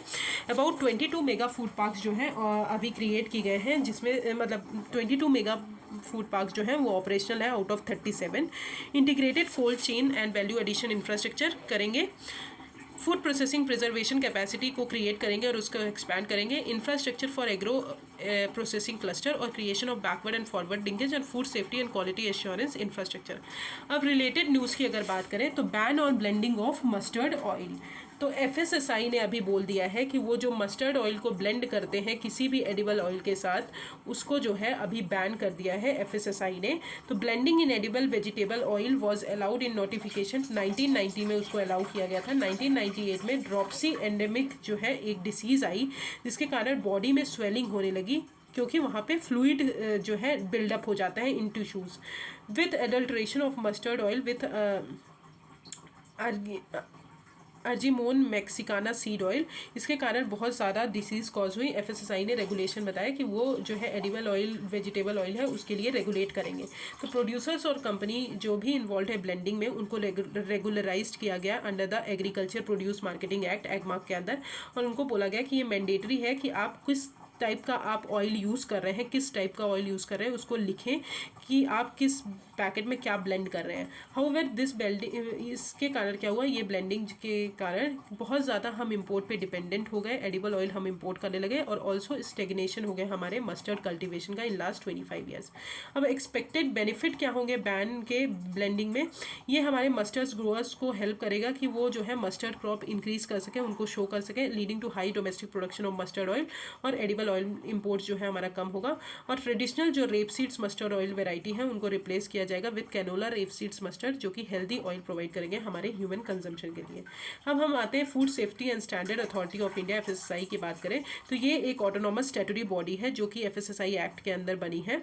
ये एक एडमिनिस्ट्रेटिव सुपरविजन की तरह वर्क करती है for ministry of health and family welfare, जो कि साइंस बेस्ड स्टैंडर्ड प्रोवाइड करती है कंजम्पशन के लिए. फिर आते हैं central organisation for oil industry and trade. तो ये जो है 1952 में बनी है as an apex organisation for entire vegetable oil and oil seed sectors in India, जिसका एम है कि हमको ऑयल सीड्स, वेजिटेबल ऑयल्स और ऑयल केक जो है उसको प्रमोट करना है, उनके ट्रेड को बढ़ाना है. ये एक साइंटिफिक एंड टेक्नोलॉजिकल डेवलपमेंट को ऑर्गेनाइज करती है और रिच ऑयल और ऑयल सीड्स इंडस्ट्री को बढ़ाती है. और गवर्नमेंट जो है रिमीडियल मेजर्स भी लेते हैं कि हमारी जो एडिबल ऑयल सेक्टर्स है उसको इम्प्रूव करने के लिए. Okay, so this is the food processing industries. Now let's come to Indian agricultural exports. तो according to the commerce ministry अगर बात करें तो कंट्री का एग्रीकल्चर एक्सपोर्ट जो है वो भी एक्सीड हुआ है, मतलब बढ़ा है $50 बिलियन से फॉर द फर्स्ट टाइम इस फिजिकल ईयर. अब एग्रीकल्चर एक्सपोर्ट्स फ्रॉम इंडिया अगर बात करें तो सबसे ज़्यादा जो एक्सपोर्ट होता है वो हमारा राइस एक्सपोर्ट किया जाता है, फिर मरीन प्रोडक्ट्स, फिर स्पाइसेस, फिर वेफेलो मीट. तो ये सब जो है एक्सपोर्ट्स होते हैं. अब मोर ऑन न्यूज़ की अगर बात करें तो राइस एक्सपोर्ट जो है वो हमारा बढ़ गया है 21 to 22 million tons in this year. और non basmati rice, wheat, sugar और अदर ग्रेन एक्सपोर्ट्स है वो भी हेल्दी ग्रोथ हुआ है उनमें भी. अब मरीन प्रोडक्ट एक्सपोर्ट्स की अगर बात करें तो वो $8 बिलियन हो गए हैं for the first time. Coffee exports जो है वो भी हमारा बढ़ गया है और गवर्नमेंट का स्टेप है कि वो जो है हमारे एक्सपोर्ट्स को इंक्रीज करेंगे by extending validity of various certification accreditation beyond their expiration date. और कंट्रोल रूम स्टैब्लिश करेंगे हैंडल करने के लिए, ऑनलाइन सर्टिफिकेट इशू करेंगे. अब इंडिया के एग्रीकल्चर एक्सपोर्ट्स की बात करें तो इंडिया जो है नेट एक्सपोर्टर है एग्रीकल्चर प्रोडक्ट में. तो बहुत इंपॉर्टेंट पॉइंट है, इंडिया जो है नेट एक्सपोर्टर है एग्रीकल्चर प्रोडक्ट में. As per WTO trade statistics की बात करें तो शेयर जो है इंडिया के एग्रीकल्चर एक्सपोर्ट्स का और इंपोर्ट का वर्ल्ड एग्रीकल्चर ट्रेड में वो 2.27% है एक्सपोर्ट का और 1.96 0.0% है इम्पोर्ट का। इंडिया का टोटल एक्सपोर्ट जो है 11% है, 11% कंट्रीब्यूट करता है एग्रीकल्चर और फूड प्रोसेसिंग के लिए। की एक्सपोर्टेड कमोडिटीज़ की अगर बात करें तो marine products, basmati rice, buffalo meet, spices, non basmati rice, cotton, ये सब जो है एक्सपोर्ट होते हैं। और की डेस्टिनेशन जो है हमारी यूएसए जो है लार्जेस्ट एक्सपोर्ट डेस्टिनेशन है, जो कि मैं पहले आपको पढ़ा चुकी हूँ, यूएसए में सबसे ज़्यादा एक्सपोर्ट होता है, followed by China, Bangladesh, UAE, Vietnam and Saudi Arabia. Export percentage अगर जीडीपी की बात करें तो हमारा 9.9% है अभी। हाउएवर अगर बात करें तो टोटल एग्रीकल्चर एक्सपोर्ट बास्केट जो है वो 2.5% of the world agriculture trade को कॉन्स्टिट्यूट करता है। अब आते हैं एग्रीकल्चर एक्सपोर्ट फैसिलिटेशन सेंटर, जो कि हमारा पुणे में खुला है। ये इंडिया का पहला एग्रीकल्चर एक्सपोर्ट फैसिलिटेशन सेंटर है, जो कि Maharashtra chamber of commerce, industries और एग्रीकल्चर ने बनाया है इन एसोसिएशन, मतलब नाबार्ड के साथ मिलके। इसका एम है कि हमको बूस्ट करना है एग्रीकल्चर और फूड प्रोडक्ट्स जो है महाराष्ट्र में वहाँ पे, by disseminating need based information and providing timely guidance. ठीक है, ये सर्व करेगा one stop destination to provide exporter all possible assistance. Now let's come to agriculture export policy. Sorry. अब एग्रीकल्चर एक्सपोर्ट्स पॉलिसी की बात करें, ये 2018 में आई थी, जहाँ पे बहुत सारे टारगेट सेट आउट किए गए, जहाँ पे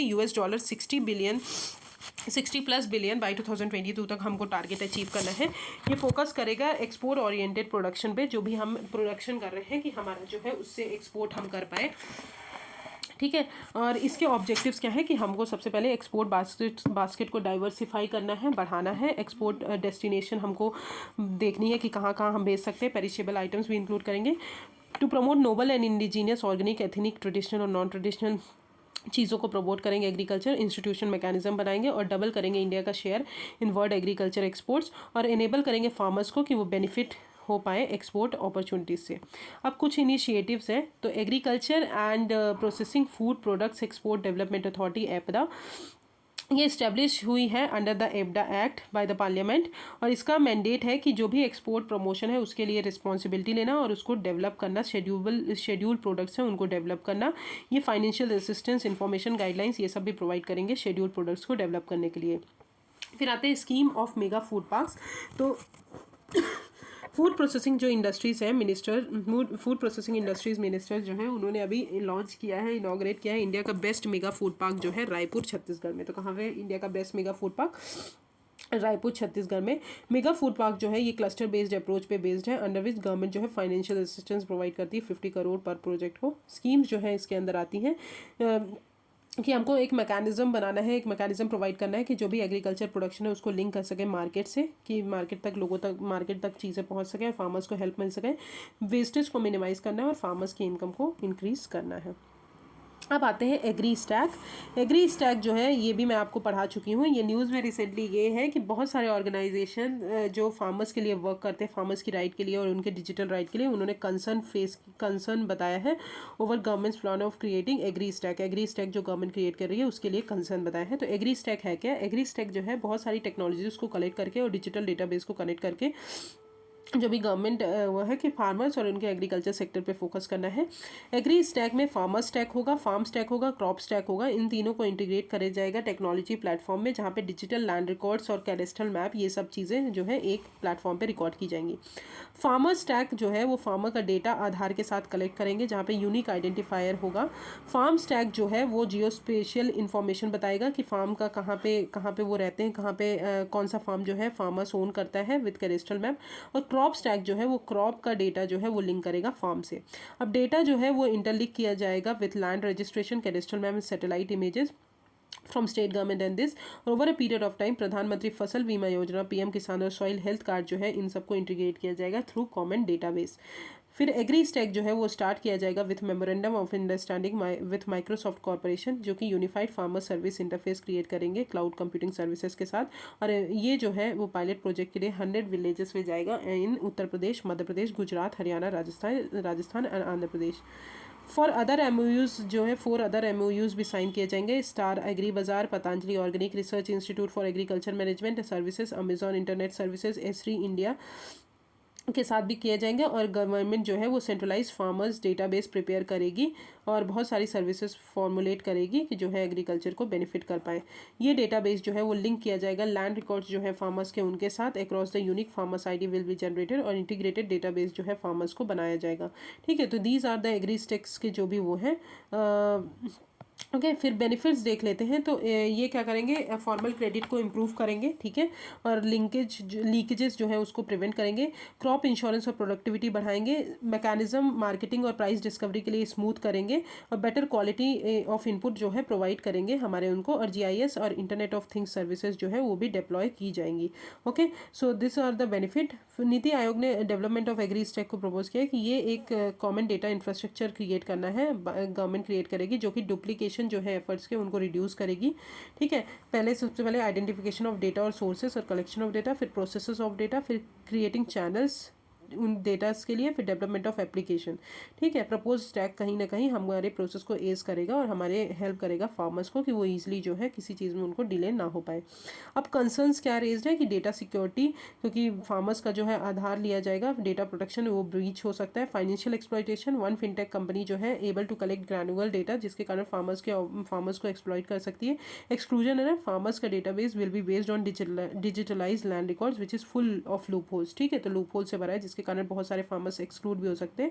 digital access, there is a massive gap in digital access because बहुत सारे लोगों के पास इंटरनेट नहीं होता है। अब आते हैं other digital initiatives in agriculture. तो India digital ecosystem, India IDEA digital ecosystem for agriculture, national digital agriculture ecosystem, जहाँ पे एग्रीकल्चर एफिशिएंसी और प्रोडक्टिविटी बढ़ाने के लिए है। National mission on digital agriculture, जो कि multi stakeholder IDA advisory council है, जो कि गाइड करेगी unique farmer ID to every farmers. Matsya Setu Yojana, जो कि ministry of fisheries, animal husbandry और डेयरिंग ने लाया है, latest fresh water aquaculture technology से उसको डिसेमिनेट करने के लिए। किसान सारथी डिजिटल प्लेटफॉर्म, जो कि मेडी ने लॉन्च किया है, जो कि राइट इन्फॉर्मेशन प्रोवाइड करेंगे राइट टाइम पे, जो भी फार्मर्स हैं उनको एम्पावर करेंगे। और जो भी एडवाइजरीज है, पर्सनलाइज एडवाइजरीज वो देंगे एग्रीकल्चर से रिलेटेड, फ्रॉम साइंटिस्ट ऑफ कृषि विकास केंद्र। फिर आर्टिफिशियल इंटेलिजेंस सोइंग ऐप, जो कि Microsoft international crop research institute ICRISAT ने लॉन्च किया है, जो कि फार्मर्स को एडवाइजरी सेंड करेंगे कि वो सीड कब शो कर सकते हैं। फिर किसान सुविधा, एक ओमनिबस स्मार्टफोन ऐप है जो फार्मर्स को हेल्प करेंगे by providing information regarding weather और मार्केट प्लेस, इन सब के बारे में इन्फॉर्मेशन प्रोवाइड करके। फिर किसान ऐप है जो फार्मर्स को हेल्प करेंगे, स्टेक होल्डर्स को, कि एडवाइजरीज को ऑब्टेन कर सकते हैं और अदर इन्फॉर्मेशन सेंड कर सकते हैं बाय द एक्सपर्ट। फिर क्रॉप इंश्योरेंस ऐप है, जो कि इंश्योरेंस प्रीमियम को कैलकुलेट करेगा for notified crops based on area, coverage amount और लोन अमाउंट। फार्मोपीडिया जो है डेवलप किया है सीडैक मुंबई ने। ये एक मल्टीलिंगुअल एंड्रॉइड ऐप है जो कि फार्मर्स, जो भी रूरल एरियाज़ के फार्मर्स हैं उनको टारगेट करते हैं, गुजरात के। द मेजर फंक्शनैलिटीज़ है कि ये हेल्प करेगा कि कितना मतलब suitable crops as per soil आप कितना यूज़ कर सकते हैं सॉइल और किस सीज़न में आप लगा सकते हैं, तो ये जो है हेल्प करेगा उसमें। अब कुछ रिलेटेड न्यूज़ की अगर बात करें तो सेंटर ने अभी फार्मर का डेटाबेस रेज किया है 5.5 crore to 8 crore at a core of agri stack. तो मिनिस्ट्री ऑफ एग्रीकल्चर ने एक नेशनल फार्मर्स डेटाबेस क्रिएट किया है जहाँ पे वो एग्रीकल्चरल फार्मर्स को डिजिटल टेक्नोलॉजी के साथ लिंक करेंगे। Okay, so this is not most important. So ये हमने पढ़ाई दिया एग्री स्टैक क्या होता है। ठीक है, अब आते हैं की concept and information on agriculture. तो ट्रेंच फार्मिंग देखते हैं। ट्रेंच एक क्या होता है, ट्रेंच एक सिंपल स्ट्रक्चर होता है जहाँ पे हम वेजिटेबल्स ग्रो करते हैं ड्यूरिंग द विंटर्स। ठीक है, ट्रेंच कल्टीवेशन जो है वो सॉइल और हमारे सोलर हीट को हार्नेस करता है, सस्टेनेबल क्लाइमेटिक कंडीशन बनाता है। यहाँ का सुइटेबल साइज़ अगर बताएं तो 30x10x3 होता है, जहाँ पे transparent UV stabilised 200 micron polythene sheets होती हैं, वहाँ पे हम लगाते हैं। तो फार्मर्स जो है रीएलोकेट कर सकते हैं ट्रेंच टनल, जहाँ पे भी वो चाहते हैं वहाँ पे अपना ट्रेंच टनल जो है रीलोकेट कर सकते हैं। ओके, सिग्निफिकेंस क्या है, ऑब्वियसली कमर्शियल कल्टीवेशन इन जो होगा इंडियन एक्सोटिक वेजिटेबल फ्लावर्स का वो बहुत अच्छा होगा और ग्रीन हाउस गैस जो है वो कम होगा, और ये जो है रेस्ट ऑफ कंट्री पे प्रीमियम रेट पे सप्लाई किया जा सकता है, और इंडिया का इंपोर्ट जो है सम ऑफ दीज एक्सोटिक वेजिटेबल्स जो है वो कम हो पाएगा। फिर transport and marketing assistance scheme की अगर बात करें तो गवर्नमेंट ने अभी एनहांस किया है कि TMA इसकी स्कीम में for specified agriculture product bye including dairy product, तो उसमें डेयरी प्रोडक्ट भी इंक्लूड कर दिया है। ये इंट्रोड्यूस किया गया था कि असिस्टेंस प्रोवाइड करेंगे इंटरनेशनल कंपोनेंट जो भी फ्राइट हैं, जो भी हमारी फ्राइट ये सब्जियां वगैरह लेकर चाहती है तो उनको जो है असिस्टेंस प्रोवाइड करेंगे और डिसएडवांटेज जो है फ्राइट कॉस्ट का उसको मिटिगेट करेंगे। Okay, national institute of food technology entrepreneurship and management act 2021, ये डिक्लेयर किसने किया है? National institute of food technology entrepreneurship and management, Kundli Haryana, and Indian institute of food processing technology Thanjavur Tamil Nadu under the ministry of food processing industries as institution of national importance. तो इनको INI declare कर दिया गया है। अब इंस्टीट्यूट ऑफ नेशनल इंपॉर्टेंस अगर declare कर दिया गया है तो ये पाइवेटल रोल प्ले करेंगे हाई स्किल्ड पर्सनल के लिए, जहाँ मतलब जो भी हमारी कंट्री में आते हैं, जो भी हमारे within a specified region of country और state.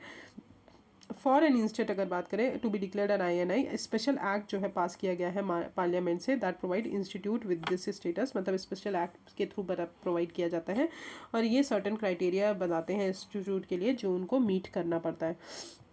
Okay, so this is the end of agriculture part. ये बहुत बड़ा पार्ट था, मैंने एक ही लेक्चर में कंप्लीट कर दिया है। I hope you don't have problem and thank you so much. If you have any problem just comment me on the comment section. I will start with industry and associated issues tomorrow. Thank you so much. If you have any problem just comment me on the comment section. Thank you.